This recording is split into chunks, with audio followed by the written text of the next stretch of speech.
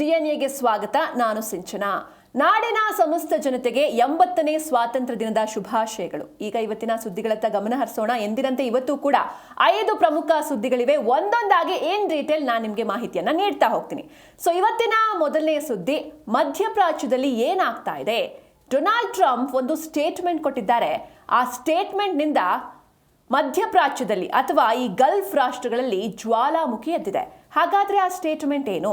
ಈ ಹಾರ್ಮುಜ್ ಜಲಸಂಧಿ ಏನಿದೆ, straight of Hormuz ಅಂತ ನಾವೇನು ಕರಿತೀವಿ, ಆ ಜಲಸಂಧಿ ಸದ್ಯದಲ್ಲೇ ಅಮೆರಿಕಾದ ಭೂಪ್ರದೇಶ ಆಗುತ್ತೆ ಎನ್ನುವಂಥ ಒಂದು ಸ್ಟೇಟ್ಮೆಂಟ್ ಕೊಟ್ಟಿದ್ದಾರೆ ಅಮೆರಿಕ ಅಧ್ಯಕ್ಷ ಡೊನಾಲ್ಡ್ ಟ್ರಂಪ್.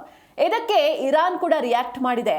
ಕೇವಲ ಪೋಸ್ಟ್ ಮಾಡೋದ್ರಿಂದ ಅಥವಾ ಇಷ್ಟುದ್ದ ಭಾಷಣ ಬಿಗಿಯೋದ್ರಿಂದ ಒಂದು ಸಮುದ್ರವನ್ನ ನಿಮ್ಮ ಭೂಪ್ರದೇಶ ಮಾಡಿಕೊಳ್ಳೋದಕ್ಕೆ ಯಾವತ್ತೂ ಕೂಡ ಸಾಧ್ಯನೇ ಇಲ್ಲ ಅಂತ ಇರಾನ್ ಕೂಡ ಕೌಂಟರ್ ನೀಡಿದೆ. ಹಾಗಾದ್ರೆ ಮತ್ತೊಂದು ಕಡೆ ಈಗ ನಾವು ಗಲ್ಫ್ ರಾಷ್ಟ್ರಗಳಲ್ಲಿ ನೋಡ್ತಾ ಹೋಗೋದಾದ್ರೆ ಈ ಯು ಎ ಇ ಏನಿದೆ, ಇದು ಅಮೆರಿಕಾದ ಮಿತ್ರ ರಾಷ್ಟ್ರ, ಎಲ್ರಿಗೂ ಕೂಡ ಗೊತ್ತು. ಬಟ್ ಈ ಮಿತ್ರ ರಾಷ್ಟ್ರ ಯು ಎ ಇ ಗುಟ್ಟಾಗಿ ಇರಾನ್ಗೆ ಸಪೋರ್ಟ್ ಮಾಡ್ತಾ ಇದೆಯಾ ಅನ್ನೋದು ಪ್ರಶ್ನೆ. ಯಾಕಂದ್ರೆ ಯು ಎ ಇ ಕಡೆಯಿಂದ ಇರಾನ್ಗೆ ಟನ್ ಗಟ್ಟಲೆ ಚಿನ್ನ ಆಗಿರ್ಬೋದು ಅಥವಾ ಬಿಲಿಯನ್ ಗಟ್ಟಲೆ ಹಣ, ಹಾಗೆ ವಿಮಾನಗಳು ಸಪ್ಲೈ ಆಗ್ತಾ ಇದೆ, ಇದು ಗೊತ್ತಾಗಿದೆ. ಹೀಗಾಗಿ ಸದ್ಯಕ್ಕಂತೂ ಮಧ್ಯಪ್ರಾಚ್ಯದಲ್ಲಿ ಏನಾಗ್ತಾ ಇದೆ ಎಲ್ಲದ್ರ ಬಗ್ಗೆ ನಾನು ನಿಮಗೆ ಮಾಹಿತಿಯನ್ನ ಕೊಡ್ತಾ ಹೋಗ್ತೀನಿ. ಇದೇ ಇವತ್ತಿನ ಜಿ ಕನ್ನಡ ನ್ಯೂಸ್ ಡಿಎನ್ಎ ಮೊದಲನೇ ಸ್ಟೋರಿ.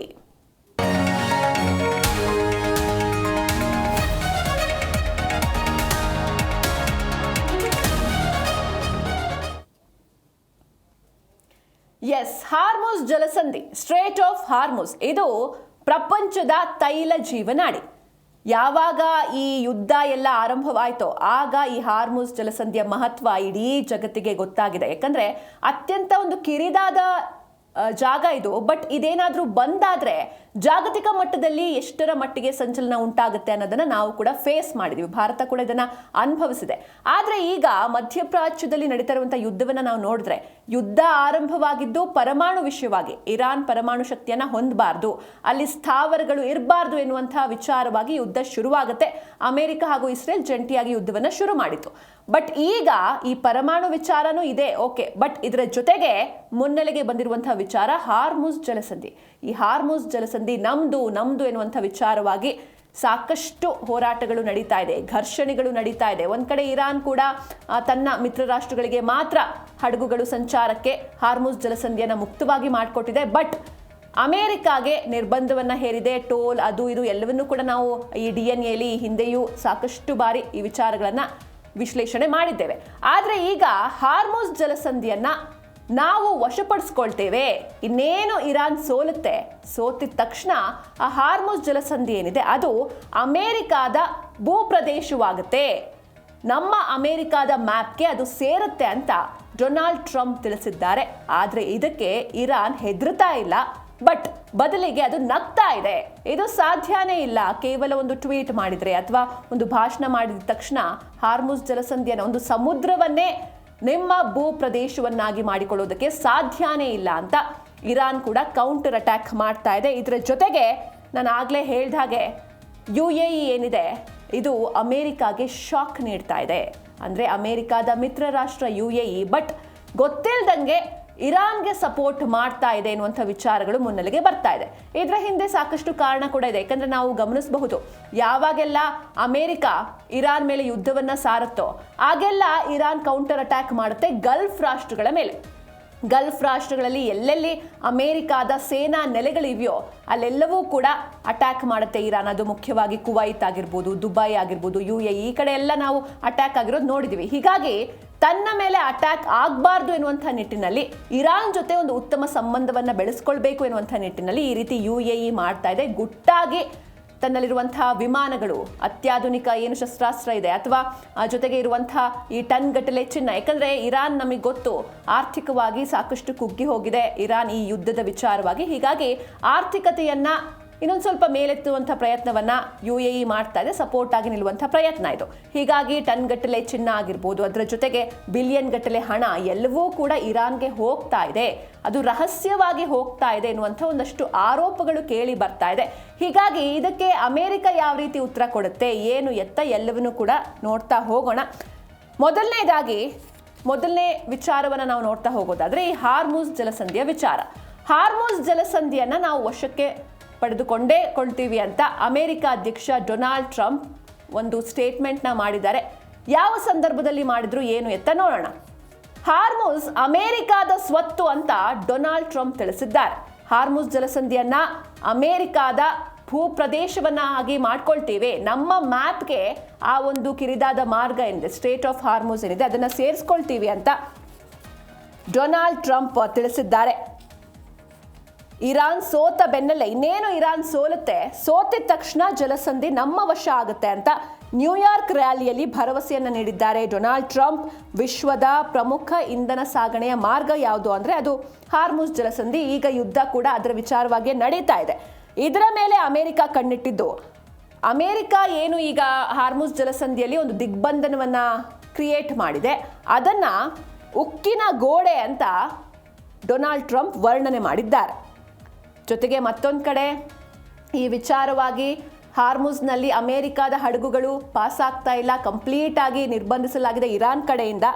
ಇದರಿಂದ ಅಮೆರಿಕಾದಲ್ಲಾಗಿರ್ಬೋದು ಅಥವಾ ಬೇರೆ ಬೇರೆ ರಾಷ್ಟ್ರಗಳಲ್ಲಿ ತೈಲ ಬೆಲೆ ಗಗನಕ್ಕೇರ್ತಾ ಇದೆ. ಪೆಟ್ರೋಲ್, ಡೀಸೆಲ್, ತೈಲ ಬೆಲೆ ಎಲ್ಲವೂ ಕೂಡ ಹೆಚ್ಚಾಗ್ತಾ ಇದೆ. ಹೀಗಾಗಿ ಸ್ವಲ್ಪ ದಿನಗಳ ಮಟ್ಟಿಗೆ ಈ ಬೆಲೆ ಏರಿಕೆಯನ್ನ ಸಹಿಸ್ಕೊಳ್ಬೇಕು, ಇದು ದೇಶಕ್ಕಾಗಿ ಮಾಡುವಂಥ ಒಂದು ಸಣ್ಣ ತ್ಯಾಗ ಅಂತ ಟ್ರಂಪ್ ಅವರು ಅಮೆರಿಕಾದ ಜನರಿಗೆ ತಿಳಿಸಿದ್ದಾರೆ. ಒಂದು ಕಡೆ ಇರಾನ್ನಲ್ಲಿರುವಂಥ ಪರಮಾಣು ಶಕ್ತಿಯನ್ನು ನಾವು ಅಳಿಸಿ ಹಾಕಬೇಕು, ಅದರಲ್ಲಿರುವಂಥ ಪರಮಾಣು ಅಸ್ತ್ರವನ್ನು ಪಡಿಬೇಕು, ಅಲ್ಲಿ ಯಾವುದೇ ರೀತಿ ನ್ಯೂಕ್ಲಿಯರ್ ಪವರ್ ಇರಾನ್ನಲ್ಲಿ ಇರಬಾರ್ದು. ಇದನ್ನು ತಪ್ಪಿಸಬೇಕು ಅಂತ ಅಂದರೆ ಒಂದು ಸ್ವಲ್ಪ ದಿನಗಳ ಕಾಲ ಇರಾನ್ ಸೋತು ಶರಣಾಗುವ ತನಕವೂ ಕೂಡ ಈ ಪೆಟ್ರೋಲ್ ಹಾಗೂ ತೈಲ ಬೆಲೆ ಏರಿಕೆ ಏನಿದೆ ಅದನ್ನು ನಾವು ಸಹಿಸ್ಕೊಳ್ಬೇಕು. ಹೀಗಾಗಿ ಇದು ದೇಶಕ್ಕಾಗಿ ನೀವೆಲ್ಲರೂ ಕೂಡ ಮಾಡುವಂಥ ಒಂದು ಸಣ್ಣ ತ್ಯಾಗ ಅಂತ ಟ್ರಂಪ್ ಅವರು ತಿಳಿಸಿದ್ದಾರೆ. ಇನ್ನು ಶ್ವೇತ ಭವನದಿಂದ ಈ ಕುರಿತು ಒಂದು ಅಧಿಕೃತ ಮುದ್ರೆ ಬೀಳುವಂಥ ಮುನ್ನವೇ ಇರಾನ್ ಕಡೆಯಿಂದಲೂ ಕೂಡ ಇದಕ್ಕೆ ಒಂದು ತೀಕ್ಷ್ಣವಾದಂತಹ ರಿಯಾಕ್ಷನ್ ಬಂದಿದೆ. ಇರಾನ್ ಏನು ಹೇಳ್ತು ಅದನ್ನು ನಾವು ನೋಡ್ತಾ ಹೋಗೋಣ ಮುಂದಿನ ಭಾಗದಲ್ಲಿ. ಆದರೆ ಇದಕ್ಕೂ ಮುನ್ನ ನಾವು ಈ ಹಿಂದೆಯೂ ಕೂಡ ಹಾರ್ಮುಜ್ ಜಲಸಂಧಿ ಎಷ್ಟರ ಮಟ್ಟಿಗೆ ಇಂಪಾರ್ಟೆಂಟ್ ಎಲ್ಲವೂ ಕೂಡ ಈ ಹಿಂದಿನ DNA ನಾವು ತಿಳಿಸಿದ್ವಿ. ಯಾಕಂದರೆ ಅತಿ ಚಿಕ್ಕದಾದ ಮಾರ್ಗ, ಆದರೆ ಇಡೀ ಜಗತ್ತಿಗೆ ಬೇಕಾಗಿರುವಂಥ ಒಂದು 20-25% ಅಷ್ಟು ತೈಲ ಹಾಗೆ ಈ ಪೆಟ್ರೋಲ್ ಡೀಸೆಲ್ ಏನಿದೆ ಅದು ಈ ಒಂದು ಜಲಸಂಧಿಯ ಮೂಲಕವೇ ಹೋಗುತ್ತೆ. ಅದೇನಾದರೂ ಬಂದಾದರೆ ಜಾಗತಿಕವಾಗಿ ಸಾಕಷ್ಟು ಪರಿಣಾಮ ಬೀರುತ್ತೆ. ಈಗ ನಾನಾಗಲೇ ಹೇಳಿದೆ, ಟ್ರಂಪ್ ಅವರ ಸ್ಟೇಟ್ಮೆಂಟ್ಗೆ ಇರಾನ್ ಕೂಡ ತೀಕ್ಷ್ಣವಾಗಿಯೇ ರಿಯಾಕ್ಟ್ ಮಾಡಿದೆ ಅಂತ. ಹಾಗಾದರೆ ಇರಾನ್ ಹೇಳ್ತಾ ಇರೋದೇನು ನೋಡ್ತಾ ಹೋಗೋಣ. ಟ್ವೀಟ್ ಮಾಡೋ ಮೂಲಕ ಸಮುದ್ರ ಭಾಗವನ್ನ ವಶಪಡಿಸಿಕೊಳ್ಳೋದಕ್ಕೆ ಸಾಧ್ಯ ಇಲ್ಲ ಅಂತ ಇರಾನ್ ಕೂಡ ತಿರುಗೇಟು ನೀಡಿದೆ. ಯಾವತ್ತಿದ್ರೂ ಹಾರ್ಮುಜ್ ಜಲಸಂಧಿ ನಮ್ಮದೇ, ಮುಂದೆಯೂ ಕೂಡ ಅದು ನಮ್ಮದೇ ಆಗಿರುತ್ತೆ. ಯಾವುದೇ ಕಾರಣಕ್ಕೂ ಅಮೆರಿಕ ಮ್ಯಾಪ್ಗೆ ಹಾರ್ಮುಜ್ ಜಲಸಂಧಿ ಸೇರೋದಿಲ್ಲ ಅಂತ ಇರಾನ್ ತಿರುಗೇಟನ್ನು ನೀಡಿದೆ. ಹಾರ್ಮುಜ್ ಜಲಸಂಧಿಯನ್ನ ಕೇವಲ ಒಂದು ಟ್ವೀಟ್ ಮೂಲಕ ಅಥವಾ ಒಂದು ಭಾಷಣದ ಮೂಲಕ ವಶಪಡಿಸಿಕೊಳ್ಳೋದಕ್ಕೆ ಸಾಧ್ಯನೇ ಇಲ್ಲ ಅಂತ ಇರಾನ್ ವ್ಯಂಗ್ಯವಾಡಿದ್ದು. ಹಾರ್ಮುಜ್ ಇರಾನ್ದಾಗಿದೆ, ಇಂದಿಗೂ ಕೂಡ ನಮ್ಮದೇ, ಮುಂದೇನೂ ಕೂಡ ನಮ್ಮದೇ ಅಂತ ಸ್ಪಷ್ಟಪಡಿಸಿದೆ. ಹಾಗೆ ಈ ಟ್ವೀಟ್ ಅಥವಾ ಭಾಷಣದ ಮೂಲಕ ಸಮುದ್ರವನ್ನ ವಶಪಡಿಸಿಕೊಳ್ಳೋದಕ್ಕೆ ಸಾಧ್ಯ ಇಲ್ಲ ಅಂತ ಇರಾನ್ನ ಉಪಸಚಿವ ಹಾಗೂ ವಿದೇಶಾಂಗ ಇಲಾಖೆ ಕೂಡ ತಿಳಿಸಿದ್ದು. ಅಮೆರಿಕ ಕೇವಲ ಒಂದು ಭ್ರಮೆಯಲ್ಲಿದೆ, ಅದೊಂದು ಕಾಲ್ಪನಿಕ ಲೋಕದಲ್ಲಿದೆ, ಕಾಲ್ಪನಿಕ ಭ್ರಮೆ ಅದು. ಹಾಗೆ ಅವರು ದೊಡ್ಡ ಮಟ್ಟದ ಗುಪ್ತಚರ ವೈಫಲ್ಯವನ್ನ ಅನುಭವಿಸ್ತಾ ಇದ್ದಾರೆ ಅಂತ ಟೀಕಿಸಿದ್ದಾರೆ. ಹಾರ್ಮುಜ್ ಜಲಸಂಧಿ ಸಂಪೂರ್ಣವಾಗಿ ಇಸ್ಲಾಮಿಕ್ ಗಣರಾಜ್ಯದ ಕಣ್ಗಾವಲಿನಲ್ಲಿದ್ದು ಇರಾನ್ ಸೇನೆಯ ಪರ್ಮಿಷನ್ ಇಲ್ಲದೆ ಯಾವುದೇ ಹಡಗು ಅಲ್ಲಿ ಸಂಚಾರ ಮಾಡೋದಕ್ಕೆ ಸಾಧ್ಯನೇ ಇಲ್ಲ ಅಂತ ಇರಾನ್ ಸೇನಾ ವಕ್ತಾರರು ಕೂಡ ಈ ವಿಚಾರವಾಗಿ ಒಂದು ಅಮೆರಿಕಾಗೆ ಸವಾಲನ್ನ ಹಾಕಿದ್ದಾರೆ. ಹೀಗಾಗಿ ಇದು ಕನಸಿನ ಮಾತು. ಟ್ರಂಪ್ ಅವರು ಕೇವಲ ಒಂದು ಭ್ರಮೆಯಲ್ಲಿ, ಕಾಲ್ಪನಿಕ ಭ್ರಮೆಯಲ್ಲೇ ಮುಳುಗೆದ್ದಿದ್ದಾರೆ, ವಾಸ್ತವವಾಗಿ ಅವರು ಮಾತಾಡ್ತಾ ಇಲ್ಲ ಅಂತ ಅವರು ತಿಳಿಸಿದ್ದಾರೆ. ಹಾಗೆ ಇರಾನ್ನ ಆದೇಶದ ಮೇರೆಗೆ ಮಾತ್ರವೇ ಹಾರ್ಮುಜ್ ಜಲಸಂಧಿ ಮುಚ್ಚಲ್ಪಡುತ್ತೆ ಅಥವಾ ತೆರೆಯಲ್ಪಡುತ್ತೆ ಅಂತ ಇರಾನ್ನ ವಿದೇಶಾಂಗ ವ್ಯವಹಾರಗಳ ಉಪಸಚಿವ ಖಜೆಮ್ ಘರಿಬಾಬಾದಿ ಅವರು ತಿಳಿಸಿದ್ದಾರೆ. ಇರಾನ್ ಸೋಲಿನ ನಂತರ ಹಾರ್ಮುಜ್ ಜಲಸಂಧಿಯನ್ನ ಅಮೆರಿಕಾದ ಭೂಪ್ರದೇಶ ಅಂತ ನಾನು ಘೋಷಣೆ ಮಾಡ್ತೀನಿ ಅಂತ ಟ್ರಂಪ್ ಹೇಳಿದ್ರು. ಆದರೆ ಟ್ವೀಟ್ ಮೂಲಕವಾಗಲಿ ಅಥವಾ ವಿಮಾನವಾಹಕ ನೌಕೆಯ ಮೂಲಕವಾಗಲಿ ಅಥವಾ ಆದೇಶವನ್ನು ಹೊರಡಿಸೋ ಮೂಲಕವಾಗಲಿ ಅಥವಾ ಚುನಾವಣಾ ಭಾಷಣದ ಮೂಲಕವಾಗಲಿ ಹಾರ್ಮುಜ್ ಜಲಸಂಧಿಯನ್ನ ವಶಪಡಿಸಿಕೊಳ್ಳುವುದಕ್ಕೆ ಸಾಧ್ಯನೇ ಇಲ್ಲ ಅಂತ ಅವರು ಅಂದರೆ ಉಪಸಚಿವರು ಎಕ್ಸ್ನಲ್ಲಿ ಪೋಸ್ಟ್ ಹಂಚಿಕೊಂಡಿದ್ದಾರೆ. ಹಾಗೆ ಒಮ್ಮೆ ಎಲ್ಲರಿಗೂ ಅನ್ವಯವಾಗುವಂತೆ ನಿಮ್ಮ ವಾಸ್ತವವನ್ನು ಒಪ್ಕೊಳ್ಳಿ. ನೀವು ಸೋತಿದ್ದೀರಾ. ನಿಮ್ಮ ಗುಪ್ತಚರ ಇಲಾಖೆ ಏನಿದೆ, ಅಮೆರಿಕಾದ ಗುಪ್ತಚರ ವೈಫಲ್ಯವನ್ನ ನೀವು ಒಪ್ಕೊಳ್ಳಿ ಅಂತ ಕೂಡ ಅವರು ತಿಳಿಸಿದ್ದಾರೆ. ಹಾಗೆ ನಾನು ಸ್ಟಾರ್ಟಿಂಗಲ್ಲೇ ಹೇಳಿದೆ, ಅಮೆರಿಕಾದ ಮಿತ್ರ ರಾಷ್ಟ್ರ UAE ಈಗ ಅಮೆರಿಕಾಗೆ ಬಿಗ್ ಶಾಕ್ ನೀಡ್ತಾ ಇದೆ. ಇದ್ರ ಬಗ್ಗೆ ಮಾತಾಡ್ತಾ ಹೋಗೋಣ. ಅಮೆರಿಕಾಗೆ ಮಿತ್ರ ರಾಷ್ಟ್ರ UAE ಬಿಗ್ ಶಾಕ್ ಕೊಟ್ಟಿದೆ. ಯಾವ ರೀತಿ? ಇರಾನ್ಗೆ ಸಪೋರ್ಟ್ ಮಾಡ್ತಾ ಇದೆ UAE, ಅದು ಕೂಡ ಗುಟ್ಟಾಗಿ. ಅಮೆರಿಕಾದ ಕಣ್ತಪ್ಪಿಸಿ ಇರಾನ್ ಜೊತೆ UAE ಒಂದು ರಹಸ್ಯ ಒಪ್ಪಂದವನ್ನು ಮಾಡ್ಕೊಳ್ತಾ ಹಾಗಾದ್ರೆ ಅನ್ನೋದು ಸದ್ಯದ ಪ್ರಶ್ನೆ. ಈ ರೀತಿ ಒಂದು ಶಾಕಿಂಗ್ ವರದಿಗಳು ಹೊರಬಂದಿದೆ. ಅಮೆರಿಕಾದ ಕಣ್ಣು ತಪ್ಪಿಸಿ ಸುಮಾರು $3 ಬಿಲಿಯನ್ ನಗದು ಹಾಗೆ 2 ಟನ್ನಷ್ಟು ಚಿನ್ನವನ್ನ ವರ್ಗಾವಣೆ ಮಾಡಿದೆ, ಇರಾನ್ಗೆ ಕಳಿಸ್ಕೊಟ್ಟಿದೆ ಎನ್ನುವಂಥ ಮಾಹಿತಿ ಸಿಗ್ತಾ ಇದೆ. ಅಷ್ಟೇ ಅಲ್ಲದೆ ಅಮೆರಿಕಾದ ನಿರ್ಬಂಧ ಇದ್ರೂ ಕೂಡ 15 ಸೆಕೆಂಡ್ ಹ್ಯಾಂಡ್ ಪ್ರಯಾಣಿಕ ವಿಮಾನಗಳನ್ನು, ಅಂದರೆ ಈಗ ಬೋಯಿಂಗ್ ಹಾಗೆ ಏರ್ಬಸ್ ಈ ವಿಮಾನಗಳನ್ನು, ಸೆಕೆಂಡ್ ಹ್ಯಾಂಡ್ ಇದು ಪ್ರಯಾಣಿಕ ವಿಮಾನಗಳನ್ನು ಇರಾನ್ಗೆ ನೀಡೋದಕ್ಕೆ UAE ಮುಂದಾಗಿದೆ. ಈ ಮೂಲಕ ಇರಾನ್ ವಾಯುಪಡೆಗೆ ಬಲವನ್ನು ತುಂಬುವಂತಹ ಸಾಧ್ಯತೆ ಹೆಚ್ಚಾಗಿದೆ. ಅಮೆರಿಕ ಇರಾನ್ ನಡುವಿನ ಈ ಸಂಘರ್ಷ ಏನಿದೆ ಅಥವಾ ಈ ಯುದ್ಧದ ಭೀತಿಯ ಮಧ್ಯೆ ತನ್ನ ದೇಶದ ಮೇಲಾಗುವಂತಹ ದಾಳಿಗಳನ್ನು ತಡೆದು ತನ್ನ ದೇಶದ ಸೆಕ್ಯೂರಿಟಿ ಮುಖ್ಯ. ಯಾಕಂದ್ರೆ ಯಾವಾಗಲೇ ಅಮೆರಿಕ ಹೋಗಿ ಇರಾನ್ ಮೇಲೆ ದಾಳಿ ಮಾಡಿದ್ರು ಕೂಡ ಇರಾನ್ ರಿಟರ್ನ್ ದಾಳಿ ಮಾಡೋದು ಈ ಗಲ್ಫ್ ರಾಷ್ಟ್ರಗಳ ಮೇಲೇನೆ. ಹೀಗಾಗಿ ತನ್ನ ದೇಶವನ್ನ ಈ ದಾಳಿಗಳಿಂದ ಸೇವ್ ಮಾಡಿಕೊಳ್ಳುವಂತಹ ನಿಟ್ಟಿನಲ್ಲಿ ಅಬುದಾಬಿ ಇರಾನ್ ಓಲೈಕೆಗೆ ಮುಂದಾಗಿದೆ ಎನ್ನುವಂಥ ಲೆಕ್ಕಾಚಾರವನ್ನು ಮಾಡಲಾಗಿದ್ದು, ಅಮೆರಿಕ ಹಾಗೂ ಇರಾನ್ ಜಗಳದ ನಡುವೆ ತಾನು ಯಾವುದೇ ಕಾರಣಕ್ಕೂ ಬಲಿಯಾಗಬಾರ್ದು ಅನ್ನೋದೇ ಈ UAEಯ ಈ ದಿಢೀರ್ ನಡೆಗೆ ಮುಖ್ಯ ಕಾರಣವಾಗಿದೆ ಎನ್ನುವಂಥ ಮಾಹಿತಿಗಳು ಸಿಗ್ತಾ ಇದೆ. ಅಂದರೆ ಅವರಿಬ್ಬರ ಜಗಳದಲ್ಲಿ ನಾನು ಯಾಕೆ ಬಲಿಯಾಗಬೇಕು ಅನ್ನೋದು UAE ವಾದ. ಹೀಗಾಗಿ ಗುಟ್ಟಾಗಿ ಒಂದಷ್ಟು ಸಹಾಯವನ್ನು UAE ಮಾಡ್ತಾ ಇದೆ ಎನ್ನುವಂಥ ವಿಚಾರ ಮುನ್ನೆಲೆಗೆ ಬಂದಿದೆ. ಹಾಗೆ ಒಂದು ಕಡೆ ಇರಾನ್ ಇಲ್ಲ ಹಾರ್ಮುಜ್ ಜಲಸಂಧಿ ನಮ್ಮ ಕಂಟ್ರೋಲ್ನಲ್ಲೇ ಇದೆ, ಯಾವುದೇ ಕಾರಣಕ್ಕೂ ನಾವು ಬಿಟ್ಟು ಕೊಡೋದಿಲ್ಲ ಅಂತ ಹೇಳ್ತಾ ಇದೆ. ಆದರೆ ಮತ್ತೊಂದು ಕಡೆ ಅಮೆರಿಕ ಹೇಳ್ತಾ ಇದೆ ಇರಾನ್ ಇನ್ನೇನು ಸೋತಿದ ತಕ್ಷಣ ಆ ಕಂಪ್ಲೀಟ್ ಹಾರ್ಮುಜ್ ಜಲಸಂಧಿಯನ್ನು ನಾವು ನಮ್ಮ ಕಂಟ್ರೋಲ್ಗೆ ತಗೊಳ್ತೀವಿ ಅಂತ. ಹಾಗಾದರೆ ಈ ಡೆವಲಪ್ಮೆಂಟ್ಸ್ಗಳ ನಡುವೆ ಅಥವಾ ಈ ಹಗ್ಗ ಜಗ್ಗಾಟದ ನಡುವೆ ಜಾಗತಿಕ ತೈಲ ಮಾರುಕಟ್ಟೆ ಬಂದ್ ಆಗುತ್ತಾ ಎನ್ನುವಂಥ ಭೀತಿ ಕೂಡ ಶುರುವಾಗಿದೆ. ಇರಾನ್ ಆದೇಶ ನೀಡಿದರೆ ಮಾತ್ರ ಹಾರ್ಮುಜ್ ಜಲಸಂಧಿ ಓಪನ್ ಆಗುತ್ತೆ, ಬೇಡ ಅಂತ ಹೇಳಿದ್ರೆ ಕ್ಲೋಸ್ ಆಗುತ್ತೆ. ಹಾಗೆ ಇರಾನ್ ಯಾವ ದೇಶಗಳ ಹಡಗುಗಳು ಅಲ್ಲಿ ಪಾಸ್ ಆಗಬೇಕು ಅಂತಲೂ ಕೂಡ ಅದೇ ಡಿಸೈಡ್ ಮಾಡ್ತಾ ಇದೆ. ಜೊತೆಗೆ ಈ ಟೋಲ್ ವಿಚಾರ, ತನ್ನ ಮಿತ್ರ ರಾಷ್ಟ್ರಗಳಿಗೆ ಆ ಟೋಲ್ ಇರೋದಿಲ್ಲ ಅಥವಾ ಡಿಸ್ಕೌಂಟ್ ಇರುತ್ತೆ. ಹಾಗೆ ಬೇರೆ ಬೇರೆ ರಾಷ್ಟ್ರಗಳಿಗೆ ಆಯಾ ರಾಷ್ಟ್ರಗಳ ಜೊತೆ ಇರಾನ್ನ ಸಂಬಂಧ ಯಾವ ರೀತಿ ಇದೆ ಅದನ್ನ ಗಮನದಲ್ಲಿಟ್ಕೊಂಡು ಟೋಲ್ ವಿಧಿಸುತ್ತೆ ಅಂತೆಲ್ಲ ವಿಚಾರಗಳು ಮುನ್ನೆಲೆಗೆ ಬರ್ತಾ ಇದೆ.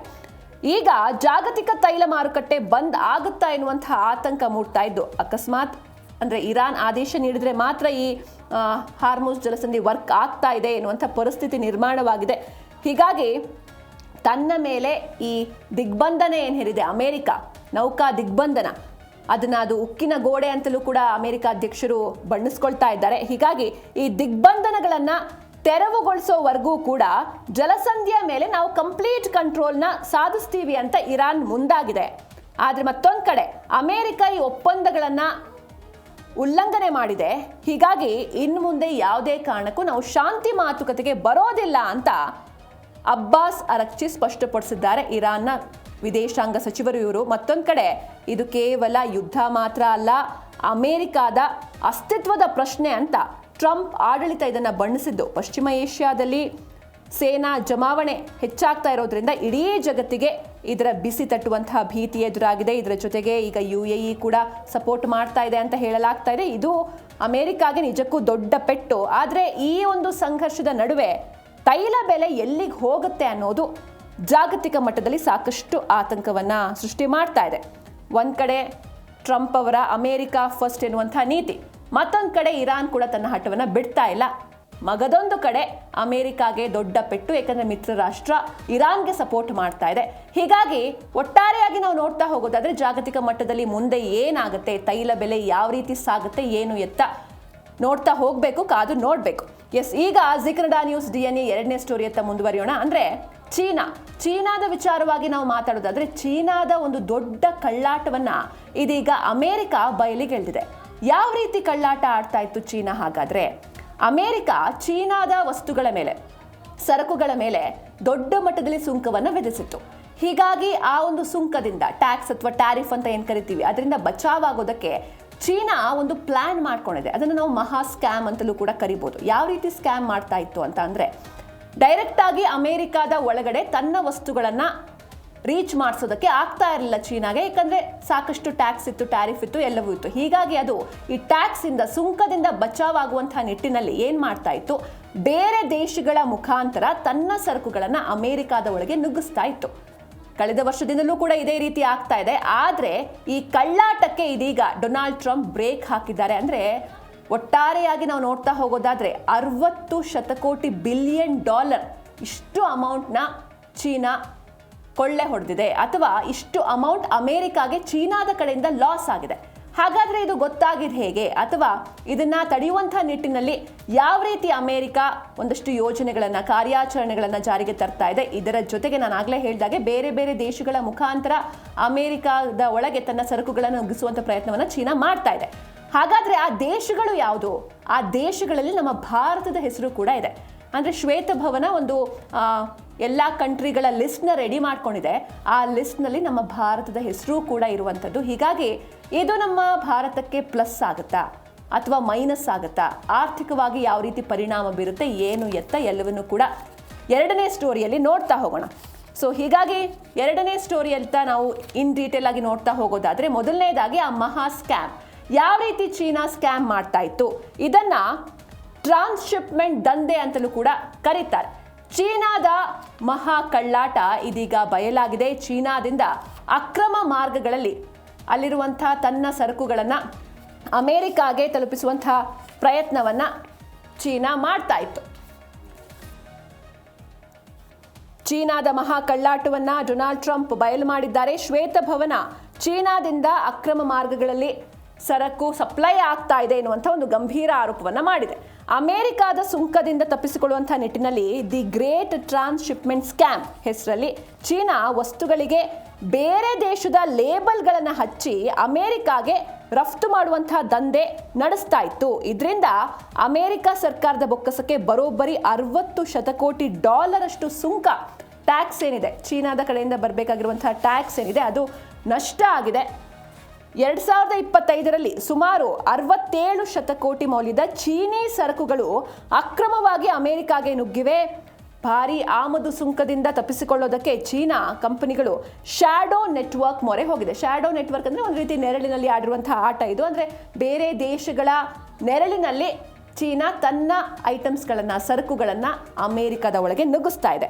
ಚೀನಾದಲ್ಲಿ ತಯಾರಾದ ವಸ್ತುಗಳನ್ನು ಬೇರೆ ದೇಶಕ್ಕೆ ಕಳಿಸಿ, ಮೂರನೇ ದೇಶಕ್ಕೆ ಕಳಿಸಿ ಅಲ್ಲಿ ಒಂದಷ್ಟು ಸಣ್ಣ ಪುಟ್ಟ ಬದಲಾವಣೆ ಮಾಡೋದು, ಅಂದರೆ ಲೇಬಲ್ ಚೇಂಜ್ ಮಾಡೋದು, ಅಥವಾ ಮೇಡ್ ಇನ್ ಚೀನಾ ಅಂತ ಇರುತ್ತೆ ಅದನ್ನು ಚೇಂಜ್ ಮಾಡಿ ಆಯಾ ಬೇರೆ ಬೇರೆ ದೇಶಗಳ ಹೆಸರನ್ನು ಹಾಕೋದು, ಮರು ಲೇಬಲಿಂಗ್ ಮಾಡಿ ಅದು ಚೀನಾ ಉತ್ಪನ್ನವಲ್ಲ ಅಂತ ಬಿಂಬಿಸಿ ಅಮೆರಿಕಾಗೆ ಅದನ್ನು ಕಳುಹಿಸಲಾಗ್ತಾ ಇತ್ತು. ಆದರೆ ಅಮೆರಿಕ ಅಧ್ಯಕ್ಷರ ಹಿರಿಯ ವ್ಯಾಪಾರ ಸಲಹೆಗಾರ ಪೀಟರ್ ನವಾರೋ ಅಂತ ಅವರು ರಿಲೀಸ್ ಮಾಡಿರುವಂಥ ಈ ವರದಿ ಏನಿದೆ, ಇದೀಗ ಜಾಗತಿಕ ಮಾರುಕಟ್ಟೆಯಲ್ಲಿ ದೊಡ್ಡ ಸಂಚಲನ ಉಂಟು ಮಾಡಿದೆ. ಅಂದರೆ ಇದರಿಂದ ಬರೋಬ್ಬರಿ ನಾನು ಆಗಲೇ ಹೇಳಿದಾಗೆ 60 ಶತಕೋಟಿ ಬಿಲಿಯನ್ ಡಾಲರ್ ಅಷ್ಟು ದೊಡ್ಡ ಅಮೌಂಟ್ನ ಚೀನಾ ಈ ಮಹಾ ಸ್ಕ್ಯಾಮ್ ಮಾಡೋ ಮೂಲಕ ಕೊಳ್ಳೆ ಹೊಡೆದಿದೆ. ಹೀಗಾಗಿ ಅಮೇರಿಕ ಇನ್ನು ಮುಂದೆ ಯಾವ ರೀತಿ ಇದಕ್ಕೆ ಕಾರ್ಯಾಚರಣೆಗೆ ಮುಂದಾಗುತ್ತೆ, ಇದಕ್ಕೆ ಬ್ರೇಕ್ ಹಾಕುತ್ತೆ ಅಂತ ಕಾದು ನೋಡಬೇಕು. ಆಗಲೇ ನಾನು ಹೇಳಿದೆ, ಬೇರೆ ಬೇರೆ ದೇಶಗಳ ಮುಖಾಂತರ, ಅಂದರೆ ಬೇರೆ ದೇಶಗಳಿಗೆ ಸರಕುಗಳು ಹೋಗುತ್ತೆ, ಅಲ್ಲಿ ಮರು ಲೇಬ್ಲಿಂಗ್ ಆಗುತ್ತೆ ಅಥವಾ ಕಲರೆಲ್ಲ ಚೇಂಜ್ ಮಾಡ್ತಾರೆ. ಒಟ್ಟಿನಲ್ಲಿ ಅದು ಚೀನಾದಲ್ಲಿ ಆಗಿರುವಂಥ ಪ್ರಾಡಕ್ಟ್ ಅಲ್ಲ, ಡೆವಲಪ್ ಆಗಿರುವಂಥ ಪ್ರಾಡಕ್ಟ್ ಅಲ್ಲ ಅಂತ ಬಿಂಬಿಸಲಾಗುತ್ತೆ ಅಂತ.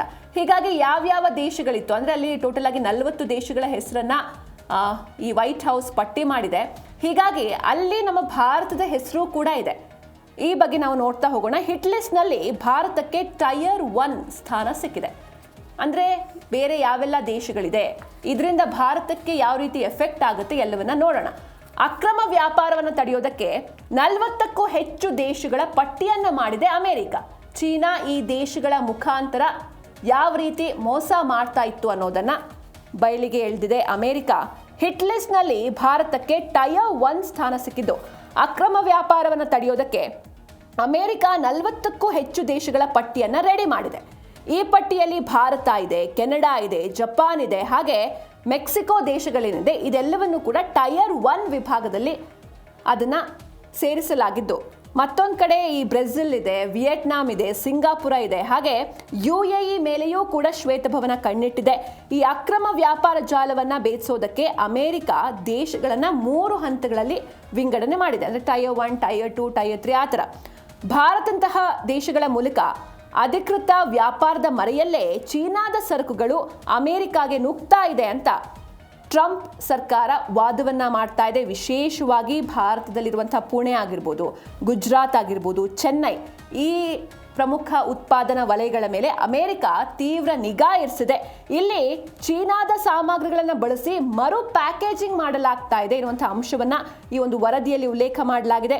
ಹೀಗಾಗಿ ಈ ಬೆಳವಣಿಗೆ ಏನಾಗ್ತಾ ಇದೆ, ಮುಂದಿನ ದಿನಗಳಲ್ಲಿ ಭಾರತ ಮತ್ತು ಅಮೆರಿಕ ನಡುವಿನ ವ್ಯಾಪಾರ ಮಾತುಕತೆಗಳ ಮೇಲೆ ಗಂಭೀರ ಪರಿಣಾಮವನ್ನು ಬೀರುವಂತಹ ಸಾಧ್ಯತೆ ಇದೆ. ಹೀಗಾಗಿ ಯಾವೆಲ್ಲ ಐಟಮ್ಸ್ಗಳು ಚೀನಾದ ಕಡೆಯಿಂದ ಭಾರತಕ್ಕೆ ಬರುತ್ತೆ, ಎಲ್ಲಿ ಮರು ಲೇಬ್ಲಿಂಗ್ ಆಗುತ್ತೆ, ಉತ್ಪಾದನಾ ವಲಯಗಳು ಮೇಜರ್ ಆಗಿ ಎಲ್ಲೆಲ್ಲ ಇದೆ, ಎಲ್ಲವನ್ನೂ ಕೂಡ ಅಮೆರಿಕ ನೋಡ್ತಾ ಇದೆ, ಕಣ್ಣಿಟ್ಟಿದೆ.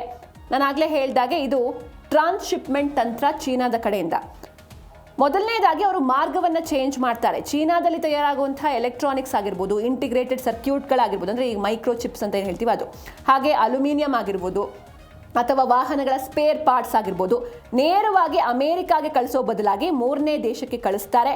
ಆ 3ನೇ ದೇಶದಲ್ಲಿ ಸರಕುಗಳ ಮೇಲಿರುವಂತಹ ಮೇಡ್ ಇನ್ ಚೈನಾ ಲೇಬಲನ್ನು ತೆಗೆದು ಪ್ಯಾಕೇಜಿಂಗ್ನ ಚೇಂಜ್ ಮಾಡಿ ಸಣ್ಣ ಪುಟ್ಟ ಜೋಡಣೆ, ಅಂದರೆ ಒಂದಿಷ್ಟು ಏನೇನೋ ಅಸೆಂಬಲ್ ಮಾಡಿ ಅದು ಬೇರೆ ದೇಶದಲ್ಲೇ ತಯಾರಾಗಿದೆ ಎನ್ನುವಂತೆ ನಕಲಿ ದಾಖಲೆಯನ್ನು ಸೃಷ್ಟಿಸಲಾಗುತ್ತೆ. ಹಾಗೆ ಆ ದೇಶಗಳಿಂದ ಕಡಿಮೆ ಸುಂಕದ ದರದಲ್ಲಿ ಅಮೆರಿಕಾದ ಮಾರುಕಟ್ಟೆಗೆ ಆ ಸರಕುಗಳನ್ನು ಅಕ್ರಮವಾಗಿ ತಲುಪಿಸಲಾಗುತ್ತೆ. ಯಾಕಂದರೆ ಡೈರೆಕ್ಟ್ ಚೀನಾದಿಂದ ಹೋದರೆ ಸುಂಕ ಜಾಸ್ತಿ ಆಗುತ್ತೆ. ಹೀಗಾಗಿ ಈ ರೀತಿ ಇವರು ಪ್ಲಾನ್ ಮಾಡ್ಕೊಂಡಿದೆ ಚೀನಾ. ಹಾಗೆ ಶ್ವೇತಭವನದ ವರದಿ ಏನಿದೆ ಅದರಲ್ಲಿರುವಂತಹ ಪ್ರಮುಖ ಅಂಶಗಳನ್ನು ನಾವು ನೋಡ್ತಾ ಹೋಗೋದಾದ್ರೆ, ಚೀನಾದ ಈ ವಂಚನೆಗೆ ಭಾರತ, ಮೆಕ್ಸಿಕೋ, ಕೆನಡಾ, ಹಾಗೆ ಯುರೋಪಿಯನ್ ಯೂನಿಯನ್ EU ಜೊತೆಗೆ ಜಪಾನ್ ಮತ್ತು ದಕ್ಷಿಣ ಕೊರಿಯಾ ಸೇರಿದಂತೆ 40ಕ್ಕೂ ಹೆಚ್ಚು ದೇಶಗಳು ಮುಖ್ಯ ಪ್ರೇರಕರು ಅಂತ ಶ್ವೇತಭವನ ಲೇಬಲ್ ಕೂಡ ಮಾಡಿದೆ. ಹಾಗಾದ್ರೆ ಈ ಮಹಾ ಸ್ಕ್ಯಾಮ್ ಅನ್ನು ತಡೆಯೋದಕ್ಕೆ, ಈಗ ಸ್ಕ್ಯಾಮ್ ಮಾಡ್ತಾ ಇದೆ ಅಂತ ಗೊತ್ತಾಯ್ತು, ಇದನ್ನ ತಡೆಯೋದಕ್ಕೂ ಕೂಡ ಒಂದು ಹೊಸ ತಂತ್ರವನ್ನ ಅಮೆರಿಕ ರೂಪಿಸಿದೆ. ಏನದು ತಂತ್ರ, ಯಾವ ರೀತಿ ಇದು ವರ್ಕ್ ಆಗುತ್ತೆ, ಹಾಗೆ ಮುಂದೆ ಚೀನಾದ ಪ್ರಾಡಕ್ಟ್ಸ್ಗಳು ಬೇರೆ ಲೇಬಲ್ನಲ್ಲಿ ಅಮೆರಿಕಾಗೆ ಎಂಟ್ರಿ ಕೊಟ್ಟಾಗ ಯಾವ ರೀತಿ ಅದನ್ನ ಡಿಟೆಕ್ಟ್ ಮಾಡ್ತಾರೆ, ಎಲ್ಲವನ್ನ ನೋಡ್ತಾ ಹೋಗೋಣ. ಚೀನಾದ ಸ್ಕ್ಯಾಮ್ ತಡೆಯೋದಕ್ಕೆ AI ಬ್ರಹ್ಮಾಸ್ತ್ರ ರೆಡಿ ಮಾಡ್ಕೊಂಡಿದೆ ಅಮೆರಿಕ. ಡಿಟೆಕ್ಟ್ ಬಾರ್ಡರ್ ಎನ್ನುವಂಥ ಒಂದು AI ತಂತ್ರಜ್ಞಾನದ ಮೂಲಕ ಅಕ್ರಮ ಪತ್ತೆಗೆ ಅಮೆರಿಕ ರೆಡಿಯಾಗಿದೆ. ಸರಕು ಎಲ್ಲಿ ತಯಾರಾಗಿದೆ, ಅದರ ಮೂಲ ಯಾವುದು ಅನ್ನೋದನ್ನ ಕಂಡುಹಿಡಿಯುತ್ತೆ AI. ಚೀನಾದ ಸ್ಕ್ಯಾಮ್ ತಡೆಯುವುದಕ್ಕೆ ಅಮೆರಿಕ AI ಬ್ರಹ್ಮಾಸ್ತ್ರವನ್ನು ಪ್ರಯೋಗಿಸೋದಕ್ಕೆ ಮುಂದಾಗಿದ್ದು, ಚೀನಾದ ಈ ಒಂದು ಶ್ಯಾಡೋ ಟ್ರಾನ್ಸ್ಶಿಪ್ಮೆಂಟ್ ನೆಟ್ವರ್ಕ್ನ ಧ್ವಂಸಗೊಳಿಸೋದಕ್ಕೆ ಶ್ವೇತಭವನ ಪಣ ತೊಟ್ಟಿದೆ. ಈ ವಂಚನೆಯನ್ನು ಪತ್ತೆ ಹಚ್ಚೋದಕ್ಕೆ ಅಮೆರಿಕ ಈಗ ಡಿಟೆಕ್ಟ್ ಬಾರ್ಡರ್ ಎನ್ನುವಂಥ ಒಂದು ಕೃತಕ ಬುದ್ಧಿಮತ್ತೆ, ಅಂದರೆ AI ಟೆಕ್ನಾಲಜಿ ಏನಿದೆ, ಆರ್ಟಿಫಿಷಿಯಲ್ ಇಂಟೆಲಿಜೆನ್ಸ್, ಅದರ ಮೂಲಕ ಅಕ್ರಮವಾದಂಥ ಪತ್ತೆಗೆ ಸಜ್ಜಾಗಿದ್ದು, ಈ ಸರಕು ಎಲ್ಲಿ ತಯಾರಾಗಿದೆ, ಹಾಗೆ ಅದರ ನೈಜ ಮೂಲ ಯಾವುದು, ಈಗ DNA ಪರೀಕ್ಷೆಯಲ್ಲಿ ಕಂಡು ಹಿಡಿತಾರಲ್ವಾ, ಅಂದರೆ ಈ ವ್ಯಕ್ತಿಯ ಅಥವಾ ಈ ಪ್ರಾಣಿಯ ಮೂಲ ಯಾವುದು ಅಂತ, ಅದೇ ರೀತಿ ಇಲ್ಲೂ ಕೂಡ ಮೂಲವನ್ನು ಕಂಡುಹಿಡಿಯಲಾಗುತ್ತೆ. ಯಾವುದೇ ಸರಕು ಅಮೆರಿಕದ ಗಡಿಗೆ ಎಂಟ್ರಿ ಕೊಡಬೇಕಾದ್ರೆ ಈ ತಂತ್ರಜ್ಞಾನ ಅದರ ಮೂಲವನ್ನು ಹುಡುಕುತ್ತೆ. ಅಕಸ್ಮಾತ್ ಅಕ್ರಮ ಸಾಬೀತಾದರೆ ಅಥವಾ ಯಾವುದಾದ್ರೂ ದೇಶ ಚೀನಾದ ಸರಕುಗಳಿಗೆ ತನ್ನ ದೇಶದ ಹೆಸರನ್ನು ಬಳಸಿ ಕಳುಹಿಸಿದ್ದು ಪತ್ತೆಯಾದರೆ ಹಿಂದಿನ 1 ವರ್ಷದ ಸುಂಕವನ್ನ ಬಡ್ಡಿ ಸಮೇತ ವಸೂಲಿ ಮಾಡೋದಕ್ಕೆ ಟ್ರಂಪ್ ಆಡಳಿತ ಕೂಡ ರೆಡಿಯಾಗಿದೆ. ಈ ಮೂಲಕ ಪಾರದರ್ಶಕತೆ ಇಲ್ಲದ ದೇಶಗಳ ವಿರುದ್ಧ ಕಠಿಣ ಆರ್ಥಿಕ ಶಿಸ್ತು ಕ್ರಮವನ್ನ ಜರುಗಿಸೋದಾಗಿ ಅಮೆರಿಕ ಕೂಡ ಎಚ್ಚರಿಕೆಯನ್ನ ನೀಡಿದೆ. ಹಾಗೆ ನಾನಾಗಲೇ ಹೇಳಿದಾಗೆ ಈ ಅಕ್ರಮ ಮಾರ್ಗಗಳ ಮೂಲಕ ಆಲ್ರೆಡಿ ಸುಮಾರು $60 ಶತಕೋಟಿ ಮೌಲ್ಯದ ಚೀನಿ ಸರಕುಗಳು ಅಮೆರಿಕಾಗೆ ಸೇರ್ತಾ ಇದ್ದು, ಇದರಿಂದ ಅಮೆರಿಕ ಸರ್ಕಾರಕ್ಕೆ ವಾರ್ಷಿಕವಾಗಿ $19 ಅಂದರೆ $19 ಬಿಲಿಯನ್ ನಿಂದ $26 ಬಿಲಿಯನ್ ವರೆಗೂ ಕೂಡ ನಷ್ಟ ಆಗ್ತಾ ಇದೆ. ಹೀಗಾಗಿ ಈ ಒಂದು ಹೊಸ ಟೆಕ್ನಾಲಜಿನ ಅಮೆರಿಕ ಕಂಡು ಹಿಡಿದಿದೆ. ಆದರೆ ಇಲ್ಲಿ ನಾವು ಗಮನಿಸಬೇಕು, ಇದರಿಂದ ಭಾರತಕ್ಕೆ ಏನಾಗುತ್ತೆ.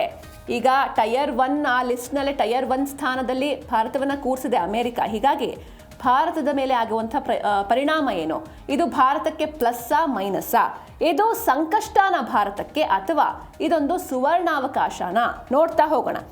ಕೇವಲ ಮರು ರಫ್ತು ಮಾಡುವ ಬದಲು ಇದರಿಂದ ಸ್ವಂತ ಉತ್ಪಾದನೆಗೆ ಒತ್ತು ನೀಡಲಾಗುತ್ತೆ. ಈಗ ಚೀನಾದಿಂದ ಬರುತ್ತೆ, ಅದನ್ನೇನೋ ಒಂದು ಚೇಂಜ್ ಮಾಡಿ ಮತ್ತೆ ಮರು ರಫ್ತು ಮತ್ತೆ ಎಕ್ಸ್ಪೋರ್ಟ್ ಮಾಡ್ತಾರೆ, ಎಕ್ಸ್ಪೋರ್ಟ್ ಮಾಡ್ತಾರಲ್ವಾ, ಅದ್ರ ಬದಲಿಗೆ ನಮ್ಮ ಭಾರತದಲ್ಲೇ ಉತ್ಪಾದನೆ ಪ್ರಮಾಣ ಹೆಚ್ಚಿಗೆ ಆಗುತ್ತೆ. ಅಮೆರಿಕಾದ ಈ ಹೊಸ ನೀತಿ ಭಾರತಕ್ಕೆ ಸಂಕಷ್ಟನ ಅಥವಾ ಇದೊಂದು ಪ್ಲಸ್ ಪಾಯಿಂಟ್ ಅಂತ ನೋಡ್ತಾ ಹೋಗೋದಾದ್ರೆ ಇದು ಭಾರತಕ್ಕೆ ಪ್ಲಸ್ಸೇ ಆಗುತ್ತೆ. ಕೇವಲ ಮರು ಪ್ಯಾಕೇಜಿಂಗ್ ಮಾಡೋ ಬದಲು ಸ್ವಂತ ಉತ್ಪಾದನೆಗೆ ಒತ್ತು ನೀಡೋದಕ್ಕೆ ಇದೊಂದು ಸೂಕ್ತ ಸಮಯ. ಮೇಕ್ ಇನ್ ಇಂಡಿಯಾವನ್ನ ಬಲಪಡಿಸೋದಕ್ಕೆ ಸಿಕ್ಕಿರುವಂತಹ ಒಂದು ಅತಿ ದೊಡ್ಡ ವೇದಿಕೆ ಇದು. ಚೀನಾದ ಪ್ರಾಬಲ್ಯ ಕುಗ್ಗಿದಂತೆ ಜಾಗತಿಕ ಮಾರುಕಟ್ಟೆಯಲ್ಲಿ ಭಾರತಕ್ಕೆ ಡಿಮ್ಯಾಂಡ್ ಹೆಚ್ಚಾಗುತ್ತೆ. ಹೀಗಾಗಿ ಅಮೆರಿಕಾದ ಈ ನೀತಿ ಒಂದು ರೀತಿಯಲ್ಲಿ ಎಚ್ಚರಿಕೆ ಗಂಟೆ ಹೌದು, ಬಟ್ ಮತ್ತೊಂದು ರೀತಿಯಲ್ಲಿ ಭಾರತ ವಿಶ್ವದ ಅತ್ಯಂತ ವಿಶ್ವಾಸಾರ್ಹ ಪೂರೈಕೆದಾರನಾಗಿ ಹೊರಹೊಮ್ಮೋದಕ್ಕೆ ಇದೊಂದು ಉತ್ತಮ ಚಾನ್ಸ್ ಅಂತಲೇ ಹೇಳ್ಬೋದು. ಚೀನಾದ ಸರಕುಗಳಿಗೆ ಕೇವಲ ಒಂದು ವೇ ಮಾಡಿಕೊಡೋ ಬದಲು ಭಾರತದಲ್ಲೇ ನೈಜ ಉತ್ಪಾದನೆ ಮಾಡಿದರೆ ಅಮೆರಿಕ ಮಾರ್ಕೆಟ್ನ ಸಂಪೂರ್ಣವಾಗಿ ಭಾರತವೇ ಆಕ್ರಮಣ ಮಾಡಿಕೊಳ್ಬಹುದು. ಇದಕ್ಕಾಗಿ ಭಾರತ ಸರ್ಕಾರ ಈಗಾಗಲೇ ಸುಂಕದ ನಿಯಮಗಳನ್ನು ಕಠಿಣಗೊಳಿಸಿದ್ದು, ಅಕ್ರಮ ಸರಕುಗಳನ್ನು ತಡೆಯೋದಕ್ಕೆ ತಪಾಸಣೆಯನ್ನು ತೀವ್ರಗೊಳಿಸುವಂತಹ ಸಾಧ್ಯತೆ ಕೂಡ ಇದೆ.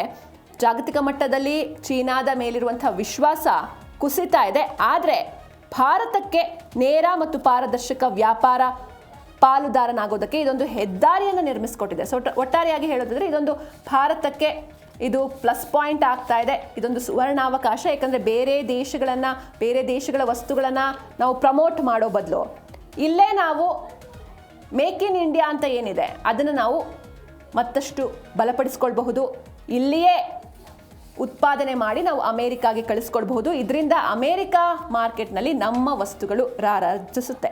ಒಂದು ಕಡೆ ಚೀನಾದ ಕುತಂತ್ರ, ಮತ್ತೊಂದು ಕಡೆ ಟ್ರಂಪ್ ಅವರ ಕಾರ್ಯತಂತ್ರ. ಆದರೆ ಇದರ ನಡುವೆ ಭಾರತಕ್ಕೆ ಮೈನಸ್ ಆಗಬಹುದು ಅಂತ ಎಲ್ಲರೂ ಕೂಡ ಯೋಚಿಸಿದ್ವಿ.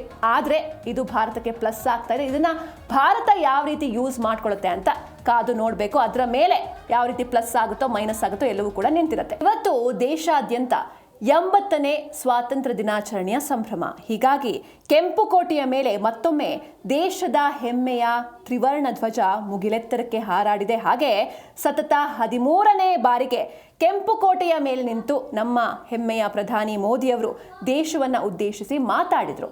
ಆದರೆ ಈ ಬಾರಿ ಅದು ಕೇವಲ ಭಾಷಣ ಮಾತ್ರ ಆಗಿರಲಿಲ್ಲ, ಒಂದು ದೃಢ ಸಂಕಲ್ಪವಾಗಿತ್ತು ಅವರು ಆಡಿರುವಂತಹ ಮಾತುಗಳು. ಏಕೆಂದರೆ ಅವ್ರು ಹೇಳ್ತಾರೆ 2047ರ ವೇಳೆಗೆ ಭಾರತ ಹೇಗಿರುತ್ತೆ ಅಂತ ಒಂದು ಬ್ಲೂ ಪ್ರಿಂಟ್ ಕೂಡ ಅವರು ನಮ್ಮ ಮುಂದೆ ಇಟ್ಟಿದ್ದಾರೆ. ಈ ವಿಕಸಿತ ಭಾರತಕ್ಕಾಗಿ ಮೋದಿ ಅವರು ಒಂದು ಸಪ್ತಧಾರ ಸೂತ್ರಗಳನ್ನು ಕೂಡ ನೀಡಿದ್ದಾರೆ.